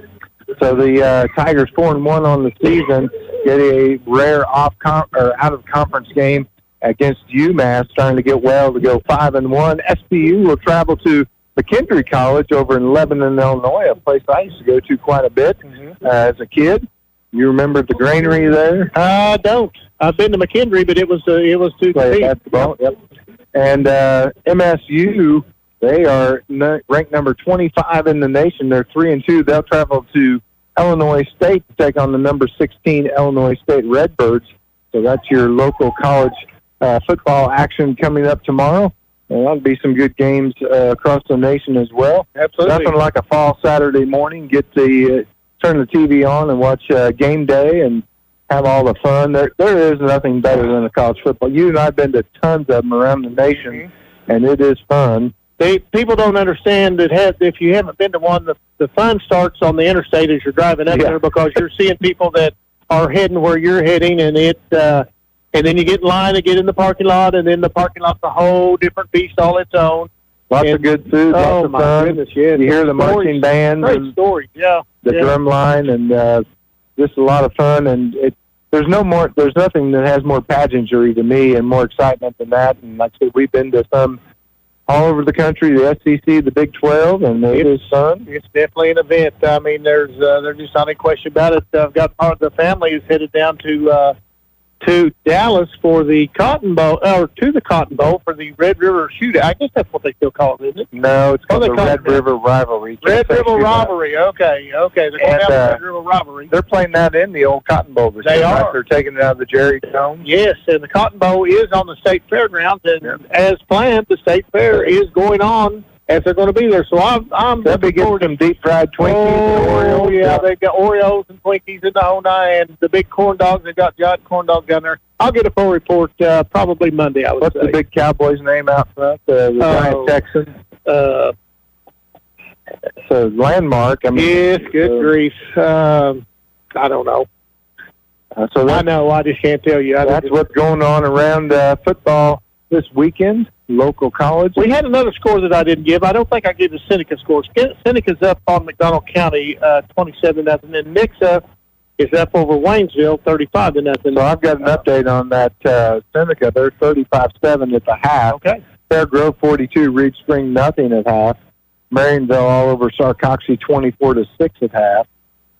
21-7 Carthage over Republic at the half. Warsaw and Butler knotted at 6 at half. Warsaw number 4 in Class 2. Let's see. Aurora 7, East Newton 0 at half. That seems a little low scoring, but East Newton's they put up some pretty good games this year. Update on the Lebanon game: 35-7 at half over Kickapoo. 21-6 Webb City over Willard at the half. 27-0 at half Marshfield and Log Frog. So I think you had a second quarter score. Yeah, even worse. Now I'm yep. And has Catholic won a game this year? 18. They're down 18. I'm not sure they won one last year. Now that I think of it, they've kind of hit. Boy, the we've had on that. some really good games with them. Camden 21, Hickman 6 at the half. We've got about 3.5 minutes here at halftime. This is the Shelter Insurance Halftime Show brought to you by Craig Lehman, the Shelter Insurance in Bolivar. And a lot of stuff going on. The fall festival's going. The Apple Butter Making Day coming up. We just had Country Days a few weeks ago. We'll have the Halloween deal in the square on Halloween. That will be a lot of fun. From all accounts that I heard, the double homecoming weekend we had was counted as a pretty good success. Yes, I thought it went really well. We participated in the homecoming parade for SBU as they allowed businesses in the high school, didn't we? Wanted to run in both of them. And there was a big crowd for that. Went to the game, big crowd at the game. And I think it just makes sense, double them up. But first of all, a lot of people graduate from Bolivar also go to SBU. And a lot of people that went to SBU were friends with people and families in Bolivar. You know how that works. A lot of us stick around here, just become part of the town. So I think that was a great idea, and I think that we'll continue to do that as well. And, of course, you always have Kiwanis Pancake Day that day as well, and it's just more people here for homecoming for Bolivar. They can go to Pancake Day, see more folks around town. So if you've never been to Kiwanis Pancake Day, it is worth the trip, just the experience. And it's wonderful. The pancakes and the sausage are great. So the SBU athletic director, Clark Shea, said, I'm watching you, and you have a face for radio. So there you go, Clark. I can't look and see. They're a good turn. I do have a face for radio, and I've said it for years, and I know my limits. If they can't find you handsome, hopefully they can find you handy. Well, that's true. That's true. Well, we're going to take one more short break. We'll be right back with the second half kickoff. You're watching and listening to Bolivar Liberator Football on MoSportsZone and Your Country 99. For nearly 70 years, Shuck Furniture has been your local family-owned furniture store, where you'll find quality home furnishings from Ashley, Best Home Furnishings, Sleeptronic, and Catnapper, all at affordable prices. And did you know Shuck Furniture offers free delivery within a large area of Bolivar? Just ask Kevin or Melinda for the details. Make your house a home with Shuck Furniture, your everyday good price furniture store, located 3 miles south of Bolivar, right off Highway 13. Shopping for car insurance is confusing. Holy cow. Great. Now we have a cow in our kitchen. Why did you say that? Because I don't know what coverage to choose. So just say the State Farm jingle. A State Farm agent can go over all your options with you and help choose coverage that meets your needs. Dude, cow, could you move? Like a good neighbor, State Farm is there. Diana Andrews, 326-2636. Sometimes it gets messy out there. When it does, call Southwest Sewer and Septic, your local heroes for emergency septic pumping, septic cleaning, and sewer line repairs. Plus, they now offer porta potties for your job site or special event. For more information, visit southwestsewerandseptic.com or call 417-326-4330. That's 417-326-4330. Southwest Sewer and Septic.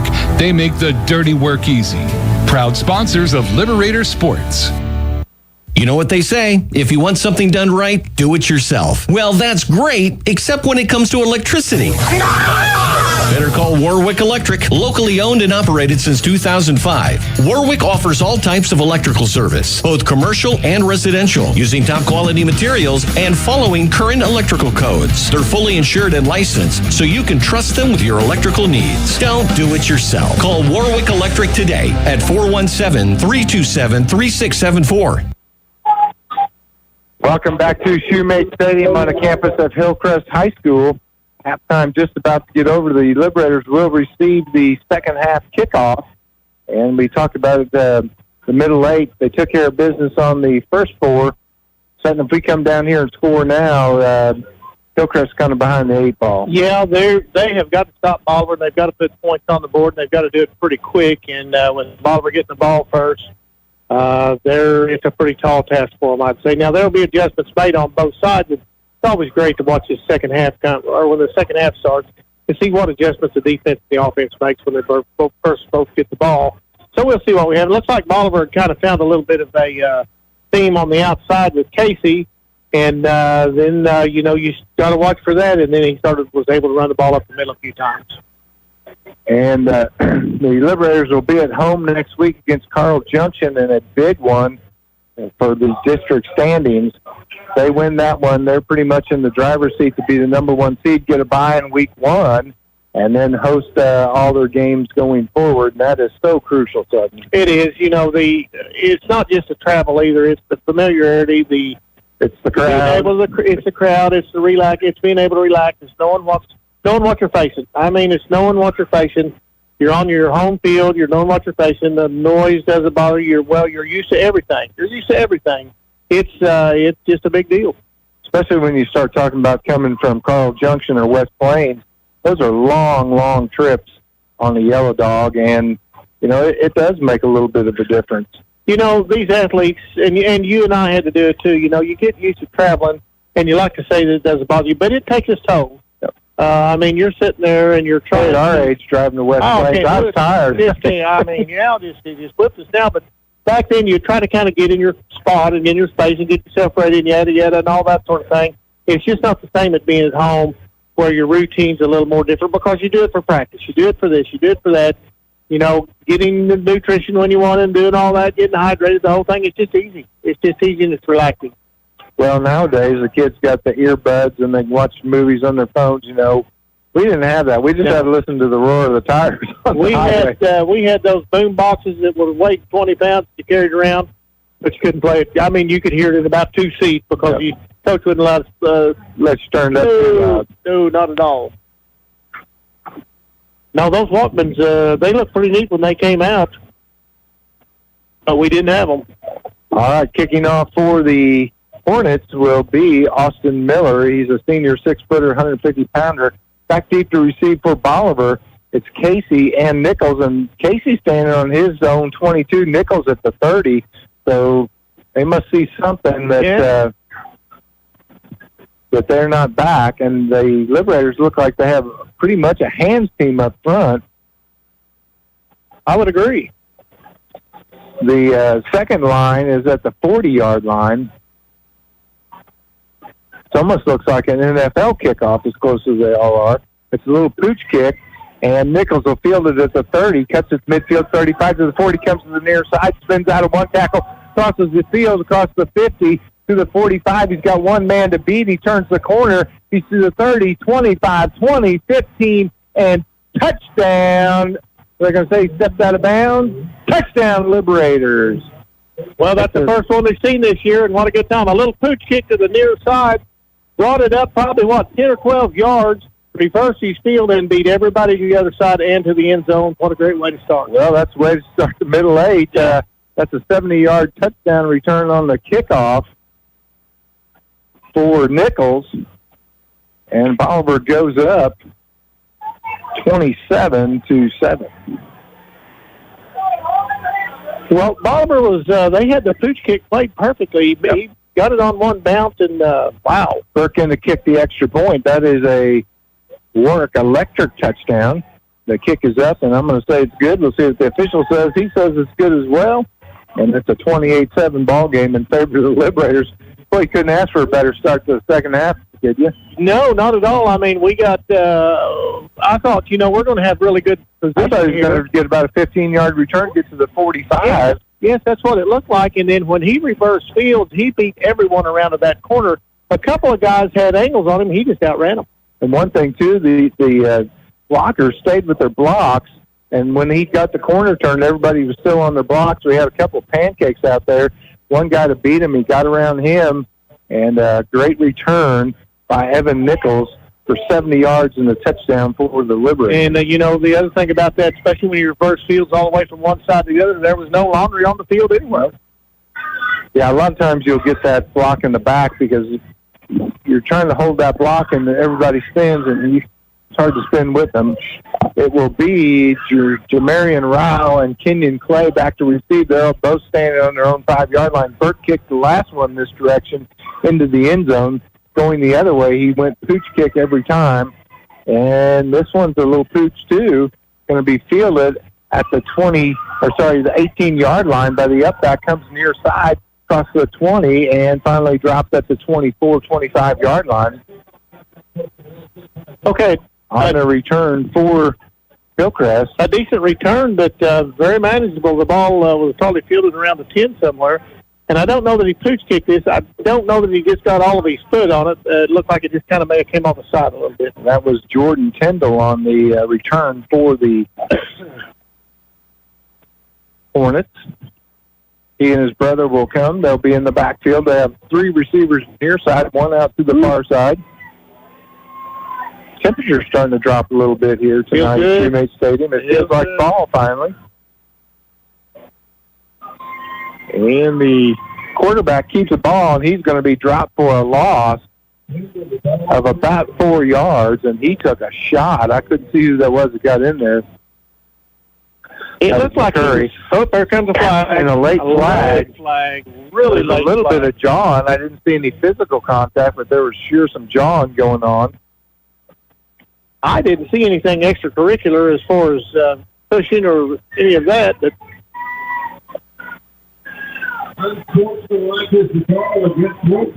so it's against Hillcrest. That's going to tack 15 yards on from the spot of the ball, and that'll make it a second down and about 27. Wow. And that'll move them down to about the 6-yard line. So the wheels might start falling off here for the Hornets. Liberators need to keep the throttle down, and a good job by McCurry. The kid talking to him was up in his face. He just walked away. He said he didn't see any contact. It looks like they're going to spot the ball at the 10-yard line. It had to be verbal, and the had to be pretty loud. The official, I mean, that flag came in really late. So this time, the running back, Tyndall, gets behind his brother, and now the Liberators jump off sides on hard snap count by Braxton Tyndall. Boys, it's 2nd and 30. Don't give them yards.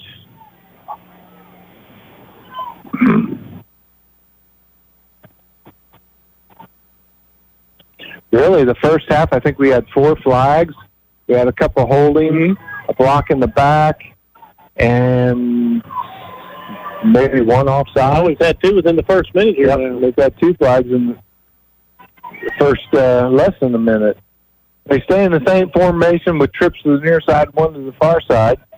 Tyndall takes the snap, rolls out, throws across the middle, has his man. He's immediately dropped at the 15-yard line.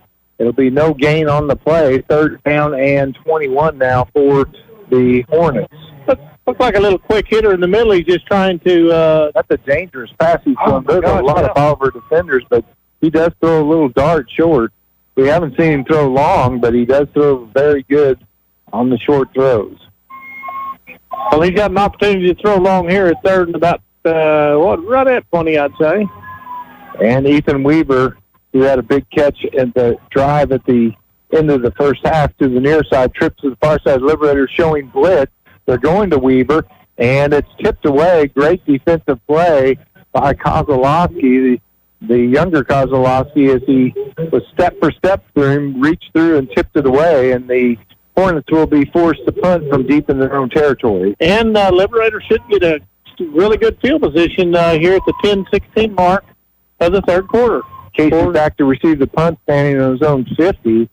Their punter, who is Austin Miller, he's going to be standing on the goal line. Do you go for it and try and block No, I think we just need to go get good field position here. Miller kicked once. The quarterback, Braxton Tyndall, kicked once. The snap's good. The kick is up, and it's a good one. Fair catch call by Casey at the 47-yard line. And now more extracurricular. A little bit more going on here. No flag. It doesn't look like they got him. Took a shot after the onside or the fair catch. Yeah. So it'll be 1st and 10 from the Liberators from the Hillcrest 47 with 10:09 left to play here in the 3rd quarter. And that was a good no call, I thought, by the official. Nichols will be wide to the near side. Jackson, the up back on the near side. Out in the slot on the far side is McCurry. Neesmith, the wide out on that far side as well. Now Jackson goes in motion near side to the far side. Banner takes the snap, looking to throw down the middle, has his man wide open. Oh, that's McCurry. He dropped the ball. I mean, he had nothing but green grass between him and the end zone. and Banner laid it right where he needed to. And you can see McCurry in the film. He's upset with himself. He had 6 right there. Those are the ones you dream about. The official was kind of in the area. Oh, yeah. The official was kind of in the area, and he just went down to the ground. Yep. He just went on the ground, but he didn't have anybody else. The official was the closest one to it. Yep. He was at least 7 yards beyond everybody and probably 10 yards on either side of him. I mean, he split the seam, and there was no one around him. Just couldn't hang on. Yeah, Banner put it right in his hands. I mean, right in his hands. They come right back. They send Jackson in motion, and Hillcrest goes offside. So it'll be 2nd down and 5 now for the Liberators. Could be a little bit of a discipline starting to break down here, looks like, maybe. The nose guard just plowed into the Liberator center, and that'll give him 5 yards.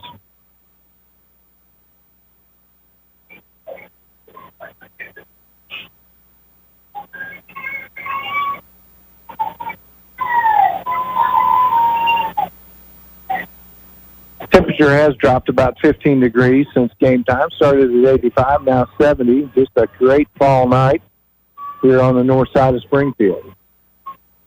This time they send Jackson wide to the near side. Nichols is the up back on the near side. McCurry in the slot. He comes in motion from the far side to the near side.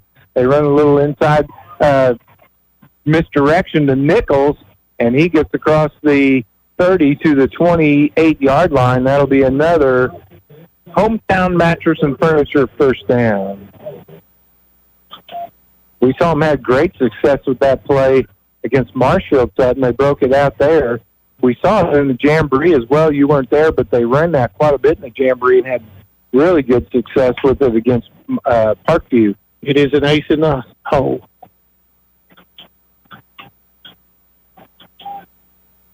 This time they put the wide man right at the line of scrimmage. Jackson's behind him. He comes in motion from the near side to the far side. They fake the handoff to Casey. Banner's going to throws it, and wide open in the end zone. Touchdown, Liberators. It's a 28-yard touchdown pass. And that was McCurry. He just made up for the dropped one. He got that one. So Mason McCurry with the reception to put the Liberators up 34-0 at 9:21 left here in the third quarter. Apologies on that camera work to all McCurrys all over the world. My bad. Birkin kicked the extra point. It was up and good. Okay, 2 quick strikes. Brings the score to 35-7 at the 9:21 mark. And you know what we could have here if we'll score again? Turbo clock. We're going to send it back to the studio. You're watching Bolivar Liberator football. MoSportsZone, listening on Your Country 99. At Animal Care Clinic, they're not just another veterinary clinic. They're your pet's best friend. Their team, led by Doctors Levin and Lindsay Roten, offer top-notch care for all animals, big and small. From intensive care and checkups to pet supplies and grooming, they've got it covered. Keep your furry friend healthy and happy. Schedule an appointment today at animalcarebolivar.com. That's animalcarebolivar.com. Animal Care Clinic. Their name says it all. When it comes to buying tires, you don't need gimmicks and big sales. You need fair prices and great customer service. And that's exactly what you get at Atterbury's MFA Tire and Auto Center. And that's why Dwayne Atterbury continues the family tradition of a firm handshake and a great deal. So if you're looking for the right tire at the right price, come see Dwayne at Atterbury's MFA Tire and Auto Center today at 333 East Broadway in Bolivar. Attaboy, Atterbury. Welcome back to Shoemate Stadium on the ensuing kickoff. Kenyon Clay returns it from the 5 up to the 28, so nice return by the 5'4" freshman. And Hillcrest will take over 1st and 10 there. They're going to spot it at the 27. And then all Liberators here in the early going of the third quarter as they scored on the third quarter kickoff, held Hillcrest and then immediately scored again. So 14 points in less than 3 minutes for the Liberators here in the third quarter. Empty backfield for Braxton Tyndall. Now the near man comes in motion, gets about 5 yards behind Tyndall. That is Sanjay Jordan. And they hand it off to him. He comes to the near side, has a little bit of a seam, but a great open field tackle. And that is McCurry on the stop. He drops him at the 28. It'll be a gain of about 1.5 or 2 for the Hornets. Second down and 8.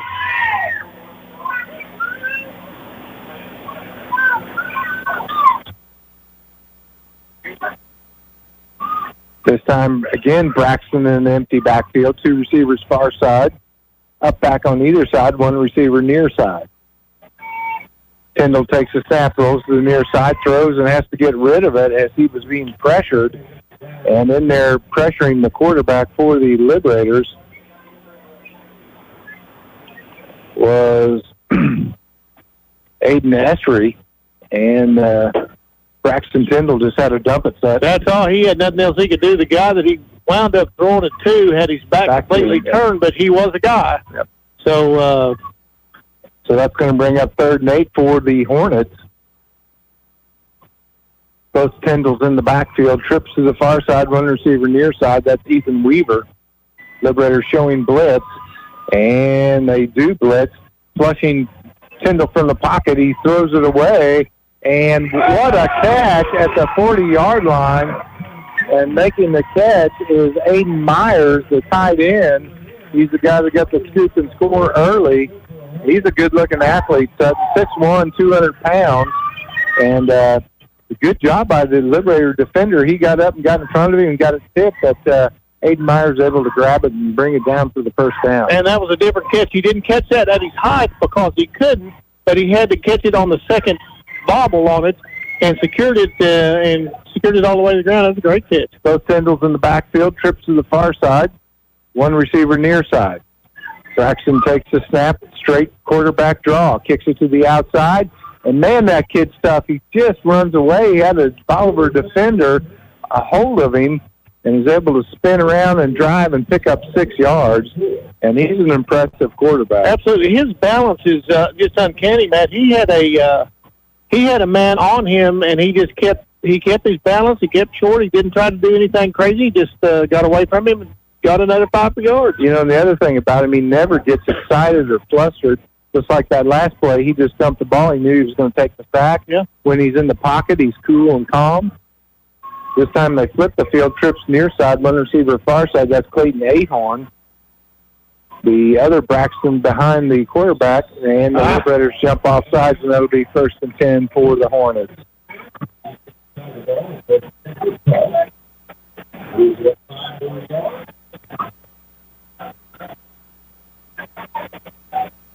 So that'll move the sticks for Hillcrest as the Liberators jump off sides on the hard snap count by Braxton Tyndall.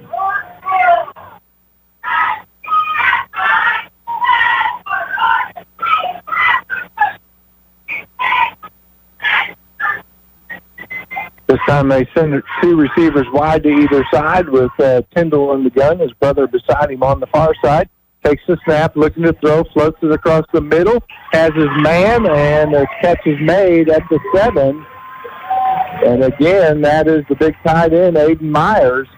He has 2 big receptions in this drive, and the Hornets are knocking on the door with 7:06 left to play here in the 3rd, down 35-7. You know, if he can get to that part of the field where it's him and one other defender, that's the quarterback throwing the ball up high enough for him, he's going to get it most of the time. He's got a big wide body too, and he just played that perfect. It's just like blocking out on the rebound. He got in front of the Bolivar defender, and this time Braxton Tyndall going to run, and he's hit, but stays on his feet. Finally driven down. It'll be a loss of about 1 on the play. They spotted the first one, the reception at the 8, and knocking back to the 9. It'll be 2nd goal to go there from the 9. There's just not an easy way to get him down. No, I mean, you hit him, you wrap him up, he spins, and like I said, he's not like an explosive guy. He's just a greedy guy. Agreed. Trips far side, 1 receiver near side. Both Tyndall's in the backfield. Braxton takes the snap, hands off to his brother, and he finds a seam. And that's going to be close, just short of the touchdown. That was actually Mikey Lee, number 6, not number 8, Jordan Tyndall. So that'll bring up 3rd and goal to go from the 1.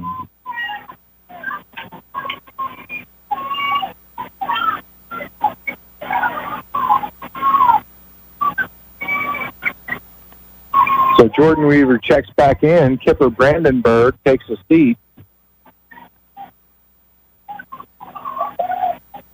They're going to send one receiver wide to either side, 2 upbacks on the near side. I formation with Jordan Tyndall behind his brother Braxton. They hand it off to Jordan. He's driven backwards, and it'll be a loss of 2 on the play. Great job up front for the Liberators. As a good surge from the defensive line. 58. And I was going to say, making the stop was Logan Roberts. Also in there was McCurry from his linebacker position. And that brings up 4th down? It's 4th and goal to go from the 3. 2 near side, 1 far side, up back on the near side, up back on the far side. Empty backfield for Braxton Tyndall. He's going to run it, and he will be denied. The Liberators stop him at the 3-yard line. They'll take over on downs, 1st and 10 from their own 4-yard line with 4:37 remaining in the 3rd quarter. And looked like Hillcrest was going to crawl back in here, but a good defensive stand by the Liberators. Tremendous goal line stand. 2 stops inside the 5 there made that possible. Liberators take over now with the whole field to work with. So what do we need to do here? Matriculate. I like that last matriculate we did. It's a quick matriculate. That quick mix, yeah.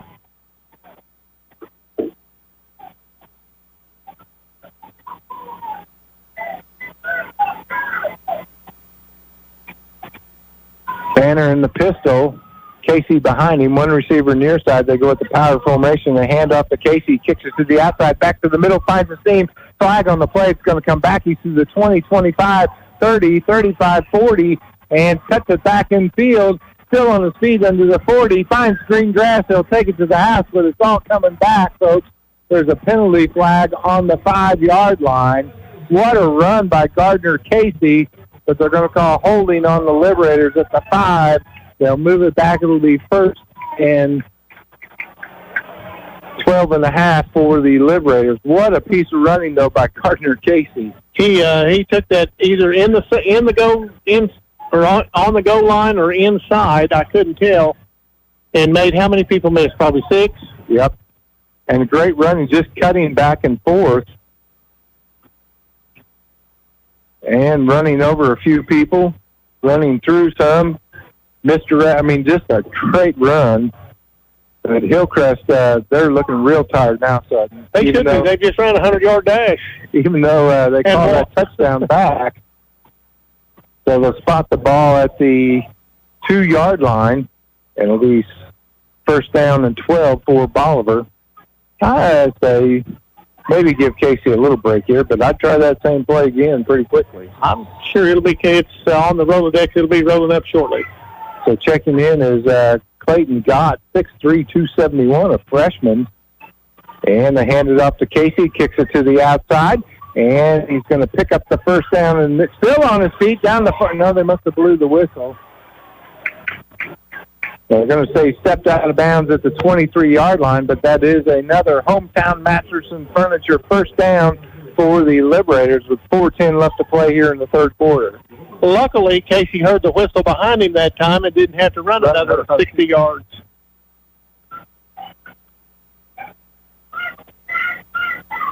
So that's basically 120-some yards he's picked up in the last 2 if the flag hadn't blown. 2 receivers either side. It's a man in the slot on each side of the wide. Jackson comes in motion from the near side to the far side from the slot.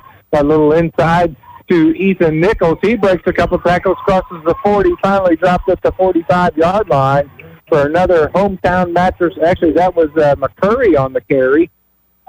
Another Hometown Mattress and Furniture 1st down. And you're getting your money's worth tonight, Randall. Yes, he is. I'm saying if we do that, if we get like 20 and a half, we each get a free mattress. Okay. We're going to have to work that out with Randy. Okay. I'd take a set of sheets would be okay with I that. bet Brecken would cut that deal for me. I bet he would. Banner in the pistol. Casey beside him. McCurry comes in motion from the far side to the near side. They pitch the ball to Casey. Gets a good block from McCurry across midfield to the 45, spins and runs out of bounds at the 43-yard line. And we got a late flag here on the near sideline. That's going to be good enough for another Hometown Mattress and Furniture first down. They're going to tack some on there, I believe. Didn't see what happened. Casey's a little slow getting up, but I think it's just because he's out of oxygen. They're going to spot the ball out of bounds at the 39. Let's see what the white hat calls here. Unsportsmanlike against the Hornets. And the wheels are falling off for Hillcrest right now. And the Liberators are quick matriculating for sure. Now, this second half, this team has looked a little more like a 1-5 team. That first half, they look like they could be 5-1 here. So they'll move it back 15 yards, which will take them to the 24-yard line, almost putting the Liberators in the red zone after that Hometown Mattress and Furniture first down.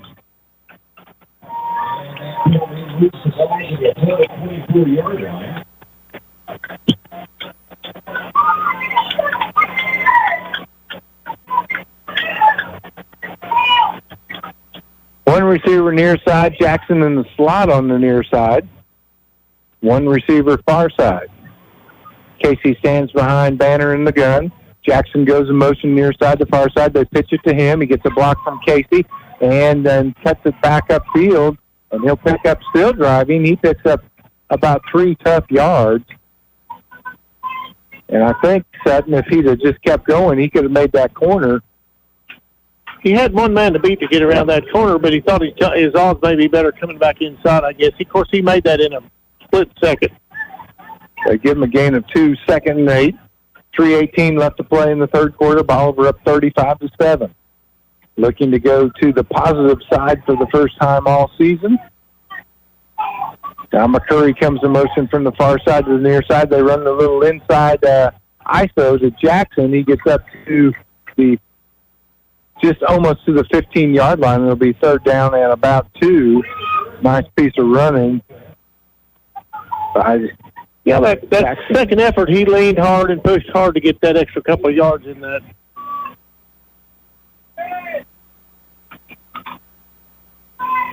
I guess we call that an inside ISO. They run Casey through, and then they bring that up back around and in behind him. Now McCurry comes in motion from the slot from the near side to the far side. They pitch to Casey. They sweep that way. He picks up the first down plus about 3.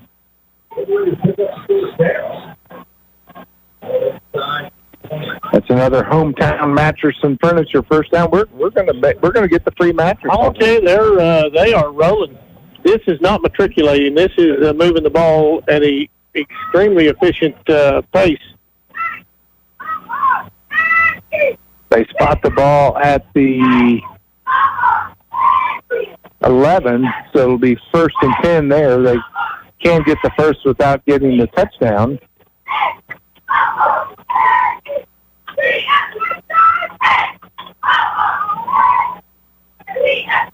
Banner in the pistol. Behind him is Casey. He hands off to Casey. He drives forward, still driving. Gets a good push from his offensive line. Picks up 7 on the carry with 2:06 remaining here in the third. They'll bring up a 2nd down and 3 for the Liberators.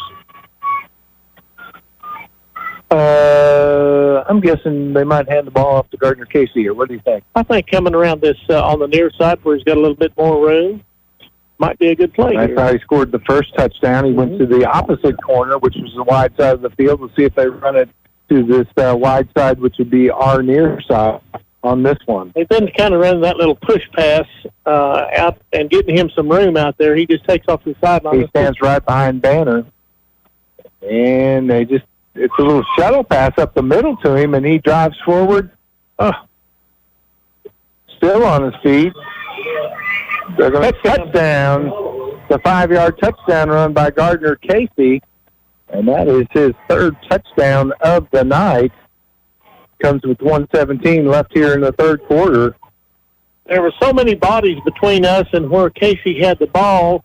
So we thought the play was over, 2 seconds, 3 maybe, before the touchdown was called. So there was a lot of movement going on. A lot of pushing going on, and Gardner Casey with his third trip to the end zone tonight makes it a 41-7 ball game, which will enact the turbo clock.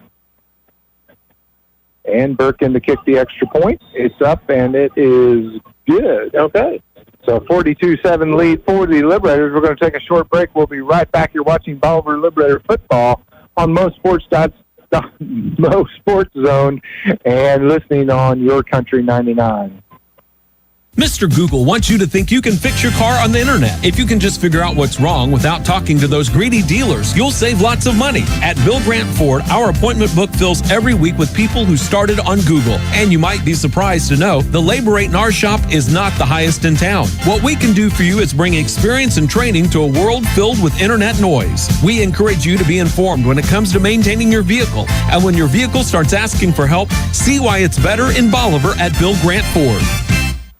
Hey, Liberator fans, get your Liberator sports gear at B-Town Custom Apparel, your official Liberator sports boutique. Need t-shirts, vests, uniforms, hats, or promotional products for your business? They've got it all with customized screen printing, embroidery logo development, fundraising, and promotional items. Their talented graphic designers create unique designs just for you. Visit them online at btowncustomapparel.com. Also see them for your sign needs and UPS shipping. B-Town Custom Apparel, proud sponsors of Liberator Sports.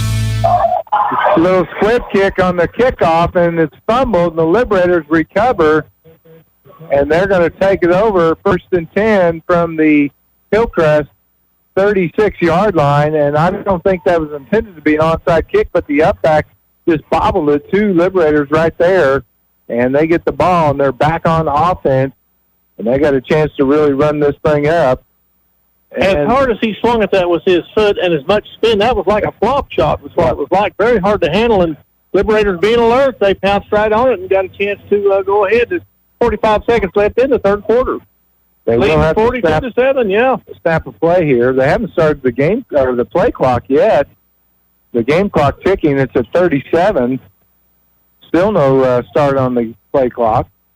Banner in the pistol. Jackson in motion from the near side to the far side. They pitch the ball to Gardner Casey. Works behind the Jackson block, and he picks up about 4 yards on the carry. And I'd say that they'll probably let this clock run out and go into the fourth quarter up 42-7 with the turbo clock running, and that is what they'll do. We'll take a short break here. We'll be right back with fourth quarter action. You're watching Bolivar Liberator football on MoSportsZone, listening on Your Country 99. They've gone before us, they've taught us to live life to its fullest and to treat every moment as a precious treasure. Now it's time to celebrate their life. Hi, I'm Kyle with Butler Funeral Home, and we are committed to you and your family ensuring that every detail and personal wish is met for your loved one's funeral service so that you have time to reflect and celebrate the life. And with one of the largest chapels in Missouri, you can celebrate with plenty of friends and family. Celebrate life with Butler Funeral Home, located in Bolivar and Humansville, or online at butlerfuneralhome.com. Celebrate life with Butler Funeral Home. All clothing is arriving at C&C Farm and Home in Bolivar and Lebanon. Have a great selection of outwear by Bernie Apparel and Carhartt. Wood pellets, by the bag, the ton, or pallets. Now's the time to improve your fencing. Barbed wire, T-posts, pipe gates, panel gates at C&C's everyday low prices. Have any questions for the Farm and Home? Well, the answer man at C&C Farm and Home in Bolivar and Lebanon has the answers for you. Hi, this is Donald with C&C Farm and Home Supply in Bolivar and Lebanon. If you have questions, we have the answers. Welcome back to Shoemate Stadium. Fourth quarter action about to get underway. Liberators 42 and the Hillcrest Hornets 7. Bolivar looking at a 2nd down and 6 from the Hillcrest 32-yard line. They run the power. Neesmith goes in motion. They pitch it to him. He gets a block, and the good job by that defender out there on the edge, Cochran, as he took on the block and spun off of it and got Neesmith down for a loss of about 5. We do have a flag on the play, as Sutton mentioned. Came from the backfield around a lot of Hillcrest players. Face mask on the Hornets. So they did a big play and a loss of 6, and now they're going to tack 15 on. And that'll be enough for a hometown furniture and mattress first down. Another. I got to remove this Warwick Electric LLC touchdown sign. I forgot to do that after the last score. We'll put the hometown mattress and furniture.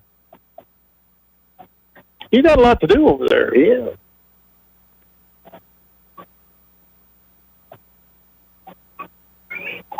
Liberators keeping their cool amongst some of the things we've seen go on out here tonight. Of course, this the point margin helps in the district as well. Yep. And the fact that Hillcrest is a Class 5 team and the Liberators Class 4 will help as well. Two receivers to the far side. Up back here on the near side, that's McCurry. He goes in motion, and they throw it over in the far flat, making a great catch in the far corner, just shy of the touchdown. Right at the corner. That is Nichols. That was a athletic catch and a good throw by Banner. Touchdown. They're going to call it a touchdown. The 21-yard touchdown reception for Evan Nichols from Banner with 11:23 remaining in the ball game. Good job by the officials there, Matt. They got together and they discussed what they had seen and they made the decision. Well done. So Evan Nichols gets a score on the night. So it says that Casey scored 3, Hunter Kozlowski 1 on defense, McCurry and Mason McCurry 1, and now Nichols 1. Banner with 2 touchdown passes, and Burke's kick is up, and it is no good. And that brings a little spark to the Hillcrest crowd. They haven't had much to cheer about this second half. So it's 48-7. We'll take a short break here on MoSportsZone and Your Country 99. CMH Orthopedic and Spine Center in Bolivar offers walk-in orthopedic care Monday through Friday, 9 a.m. to 4:30 p.m. Available to children and adults. The clinic provides non-emergent care for orthopedic injuries, such as fractures, dislocations, sport injuries, and shoulder, hip, and knee pain. No appointment is necessary. For more information, you can visit them on the web or call 417-777-2663. Since 1912, thousands of Southeast Missourians have turned to Douglas Hahn Heidemann for their legal needs. Specializing in personal injury, wrongful death, bankruptcy, business law, workers' compensation, and estate planning, they're here to fight for your rights. With decades of experience, their dedicated team delivers the results you deserve. When it matters most, Douglas Hahn Heidemann is the name to remember. For consultation, visit dhhlawfirm.com and let them put their expertise to work for you. Because at Douglas Hahn Heidemann, they know the art of winning. Welcome back to Shoemate Stadium on the ensuing kickoff. It's fielded at the 1-yard line by Jamarian Ryle. He returns it to the 15, and another great tackle, open field tackle there by the Liberators. And Hillcrest takes over 1st and 10 from their own 15 with 10:58 and counting. We are in turbo clock lift up 48-7 over the Hornets. It looks like we're going to have a couple fresh jerseys on the defensive line for the Liberators. And no fresh jerseys for the Hornets. Yeah, we got a couple in there.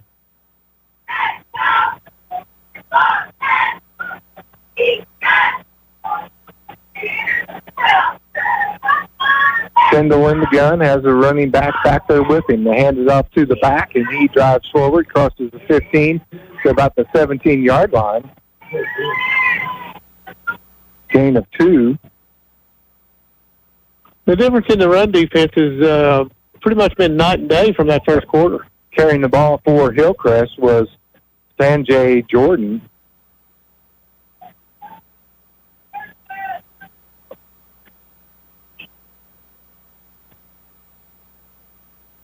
They're going to line up trips here on the near side. One receiver out to the far side. Jordan in the backfield. That's Sanjay Jordan, not Jordan Tyndall, in the backfield with Braxton Tyndall. He takes the snap, hands off to Jordan. It's dropped, and the Liberators recover at the 10-yard line. And who was it that got that? Well, I'll try to show who dunked it over here.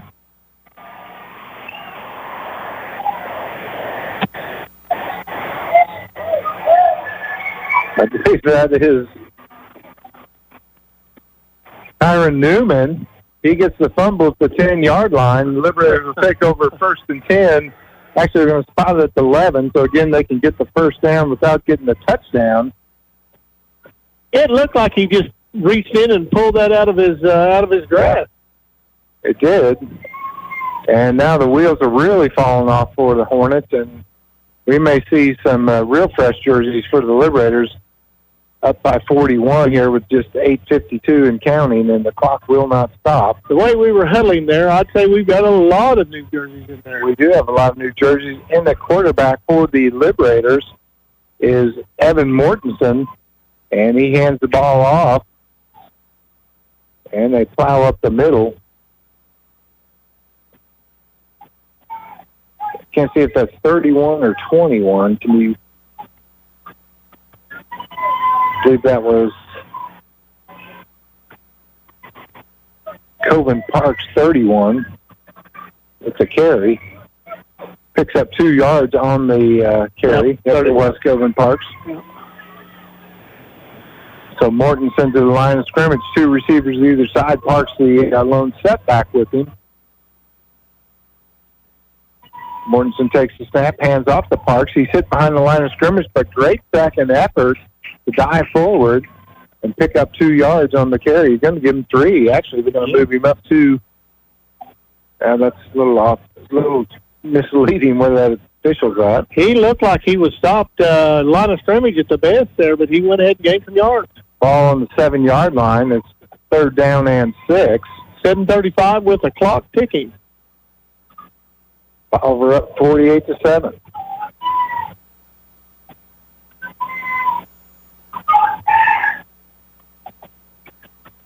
And the Liberators going to take all the time they can. There's only 28 on the play clock, so they're going to sit there for quite a while. Yeah, there's no rush at all.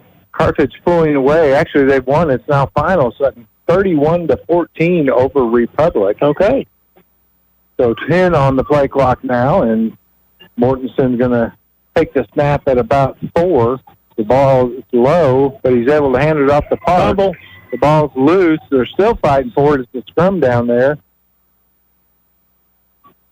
It will be Liberator ball at the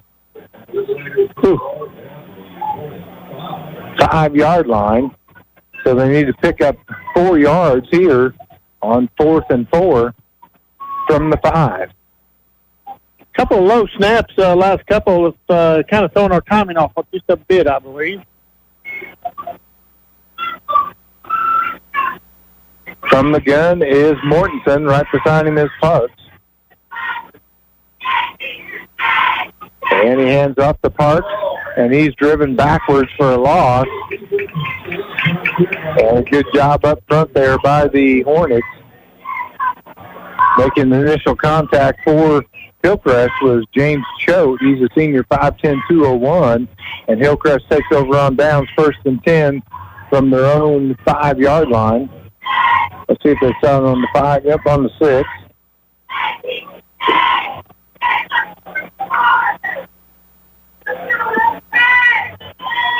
Today's game brought to you by Mid-Missouri Bank, a better way to do your banking in Bolivar.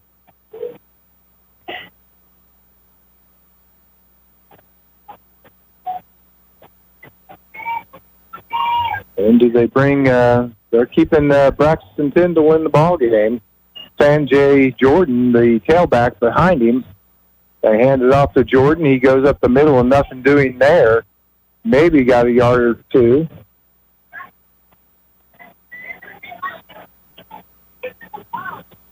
Five minutes now left in the contest.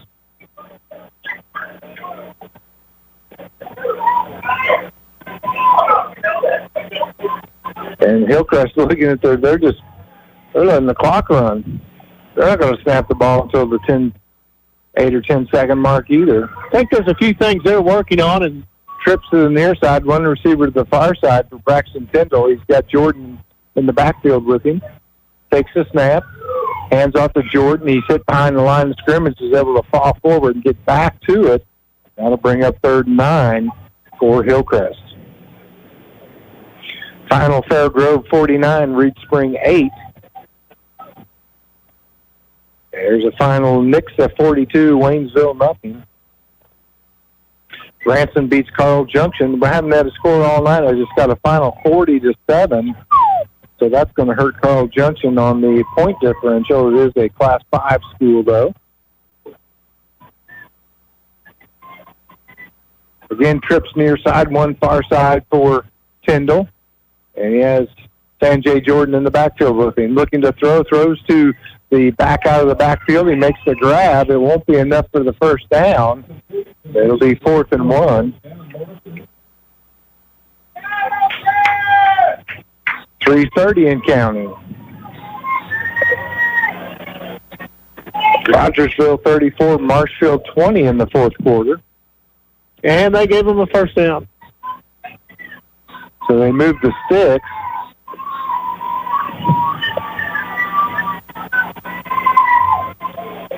I can't believe they're still leaving Braxton Tyndall in the ball game. He must want to be out there is all I can tell you. 2 receivers either side for him. And he hands it off to the tailback, dances around, nothing doing there. Brought down by a whole host of Liberators. Ball pops free, but they call him down by forward progress before the ball came out. 3 minutes left.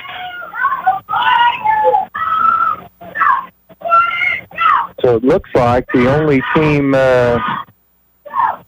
2 teams in the district who are going to win will be Logan Rogersville and the Liberators. There'll be some jockeying around in the district come tomorrow. Liberators could possibly move to number 1. Could be close. And they hand it off to the tailback again. They had a little trouble, and the ball's on the ground, picked up by the Liberators at the 7-yard line, and it will be Liberator ball, first and goal to go from the 7 with 2:15 remaining in the contest. Let's see who dumps it in the turnover bucket.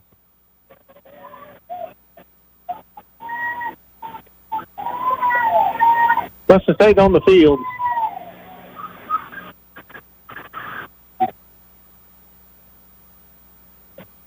The Liberators could punch one more in here. They're going to have to snap the ball probably 3 times. Let's see if they just go to a knee. Yeah, they've got the option to do both here.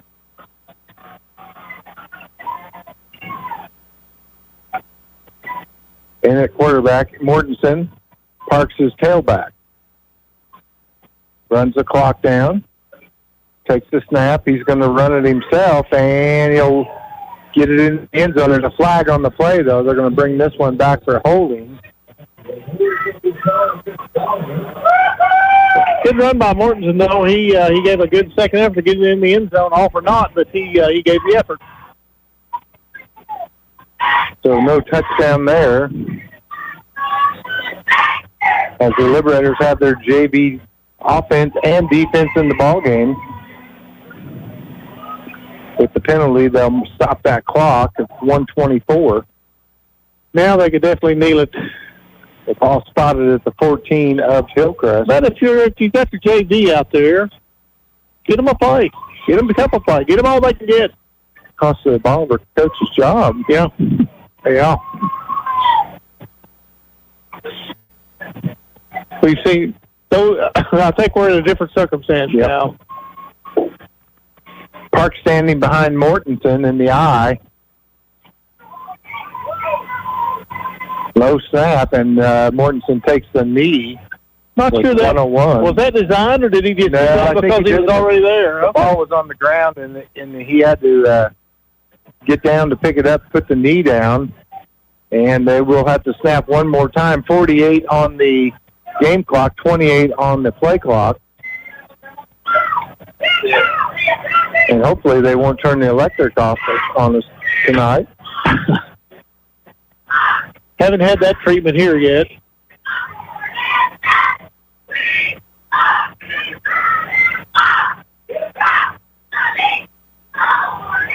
Nevada final 27-22 over Cassville. And another kneel.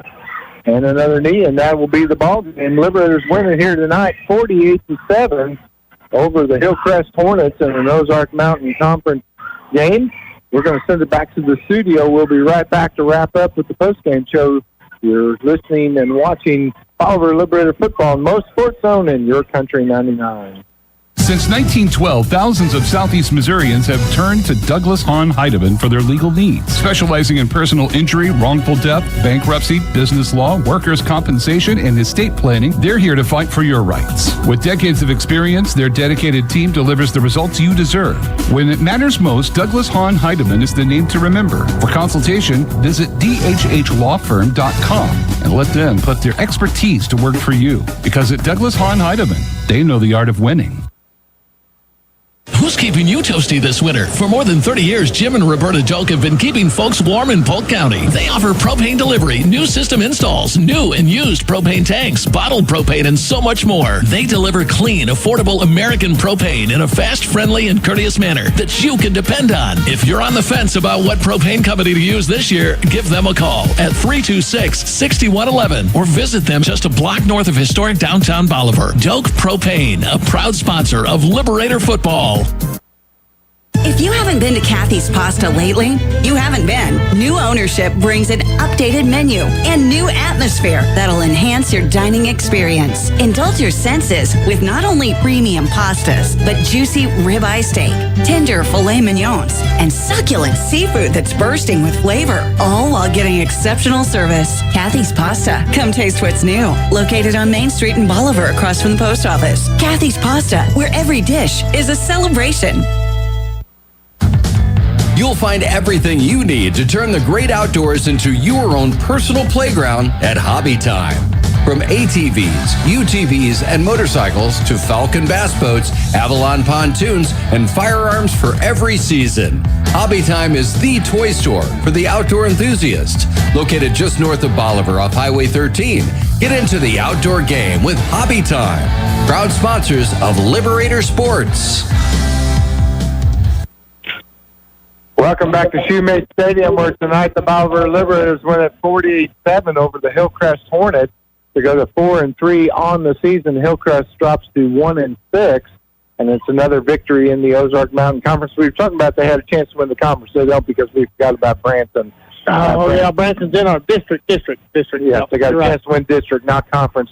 Branson undefeated in the conference, and Liberators going at half 21-7, scoring with 1:05 left in the second quarter. We talked about the middle eight. They got the first four done. The second four they score on the ensuing opening kickoff, and then after that score 21 unanswered points for 28 points in the second half to make it a 48-7 victory tonight over Hillcrest. Just total domination in that second half on all facets of the game. I mean, the defense, they stood up strong. They figured it out. They stood up strong. The offense, boy, they got the clicking good there. Since we don't have Clay Cooper-Meyer here, he's cutting his album in Nashville. We don't have stats. What we do know is that Gardner Casey ran for 3 touchdowns, a 9-yard touchdown run, a 2-yard touchdown run, and a 5-yard touchdown run. Had a 98-yard touchdown run return or called back on a penalty. And then there was a fumble recovery by Hunter Kozlowski, 38-yard scoop and score. It was a 28-yard pass to McCurry in the third quarter for a touchdown, and a 21-yard pass from Banner to Evan Nichols in the fourth quarter for a touchdown. And really, Sutton, besides the fumble in the opening drive where Hillcrest scores, a pretty flawless game for the Liberators. You know, we commented quite often about how well Hillcrest played in that first half and how good they looked. They executed. They were playing good defense. Offense was clicking a little bit. They just couldn't quite get one to go in. But it all kind of fell apart for them on that second half. Yep. And like I said, the Liberators scoring right before the half and then taking it in on the ensuing kickoff to the fourth quarter. And it was all Bolivar here tonight at Shoemate Stadium on the campus of Hillcrest High School. Some other scores. Again, Reed, Fairgrove 48, Reed Spring 8. That one's final. Nixa 42, Waynesville nothing final. Carthage 31, Republic 14 final. In Nevada 27, Cassville 22 a final. Branson 40, Carl Junction 7. That one's a final. It's Bayard 34 at Ava 8, and that's a final. That's a little bit of an upset. That was to be a good game, but That's he coming? Okay. We'll have Coach Jamie LaSalle up here in just a minute. And other finals, we don't see any other finals of interest to our listeners. But we'll check that out as we wait for Coach Jamie LaSalle, who'll be here. He's just about to step in.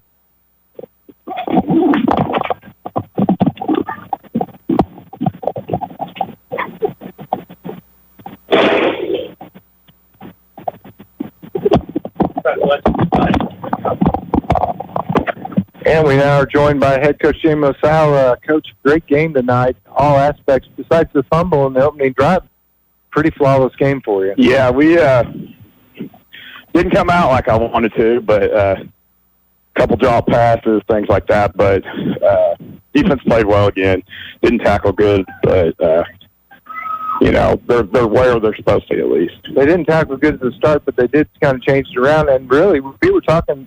Looking at this Hillcrest club, how are they 1-5? They got some kids that look like ball players, and the quarterback, he's kind of a Johnny Manziel kind of guy. They're really a good football team. We knew coming into this year they were going to be one of the best teams we played, but what happened was Seven got hurt. He was their starting quarterback, and that kind of they're playing good early with him, and then that kind of just messed things up. And for him to even be out there is a big thing because he had that big brace on. I saw him pregame, and he's not good. He's toughing out. Yeah. He's a tough dude. You had the fumble on the punt too. That was a little bit of a bobble, but really a pretty good ball game. Gardner Casey 3 touchdowns, had one called back, a long one on a holding, but he continues to run harder and harder each week. Yeah, he's doing a great job. We were trying to run up the middle early, and they I guess they said we weren't going to let us do that because they stuffed us up in the middle, and then we went to our outside game, and obviously that got things going. And your quarterback just keeps maturing each week. I mean, we're going into the end of the season. You're getting better and better. This is exactly what you want to do. We hope. Yeah, we want to keep getting as good as we can. Obviously, the good thing with that is he is going to continue to get better, and he's probably our smartest football player. So it's good having him out there. As an ex-football player, it doesn't take too much to be the smartest. Well, he's pretty brilliant. He's smarter than me, I can tell you that. He does some things I never even think of. And again, your defense was really good. Had a little bit of trouble tackling, but shored that up. Really, they pitched a shutout. The lone score came on the fumble on the offense, but and they had their back against the wall a couple times, and they stood up good. Yeah, we did a good job there of just making plays when we needed to, and they've been doing that pretty much. The last few games, so we got to keep that going. The bend don't break theory, and they're living it. Well, you get Carl Junction next week. They took it on the chin. Branson beat them pretty bad tonight. I'll give you a score there, 40-7, and really that controls your destiny in your district. Right. You win that one, you're probably going to get the number 1 seed in the district and be at home and get the bye. Yeah, that's a big deal because they will be really good, and they're well coached, and we've seen them on film already a few times, and they're a physical, big O team. So the offensive line's huge. So it's going to be a battle, I'm sure. Yeah, and you don't want to have to make the long drive to either West Plains or Carl Junction if you don't get that one. Right. So it's a big deal. Now we're hoping we ain't going to have to go to West Plains, but because we did beat them, which jumps them. But you never know. You're right. I mean, this next 2 weeks is pretty big. Log Rock just hammered Marshall tonight. And, next week we're playing Carl Junction, and then they're going to play West Plains at the end. So these next 2 weeks should be pretty exciting. Yeah, it's going to be rough. I think Rogersville's getting better every week, too. So they play a lot of young guys. So. Well, congratulations, Coach. A great win tonight. You get on finally on the plus side on the wins and losses, and you take a lot of momentum into a big game next week at home. Yeah, we're going to have to play well, but that's what we want to do. Any injuries? Nothing too major tonight. So good. We had an injury last week, and it was Matthew Santos. But I honestly didn't think he'd play tonight, but he played at pretty much every snap on offense. I say he played on offense. Yeah, he didn't re-injure, so. Okay. All right. Well, thanks a lot, Coach. That's Coach Jamie LaSalle, who's the Liberators winner tonight, 48-7 over the Hillcrest Hornets to go to 4-3 on the season and potentially move to number 1 in the district rankings. We'll have to wait till Monday morning to find out. Actually, last week they got them out Saturday afternoon, so we'll see what Misha, if they can get it done quicker. And that's going to wrap it up for us here tonight. Mr. Medley, thanks for the camera work. And I need to learn how to stand in the camera. I'm not very good at that. You know, we haven't ever done these personal close shots, but we'll get used to it. So, we'll have our friend Clay Cooper Meyer back from his recording session in Nashville next week, and it should be a good one. And so long, and thank you for watching and listening. Bolivar Liberator Football on MoSportsZone and Your Country 99. This Bolivar Liberator sports broadcast is made possible by these great sponsors. Be sure to tell them how much you appreciate their sponsorship of Liberator Athletics and support of our kids. These sponsors are Butler Funeral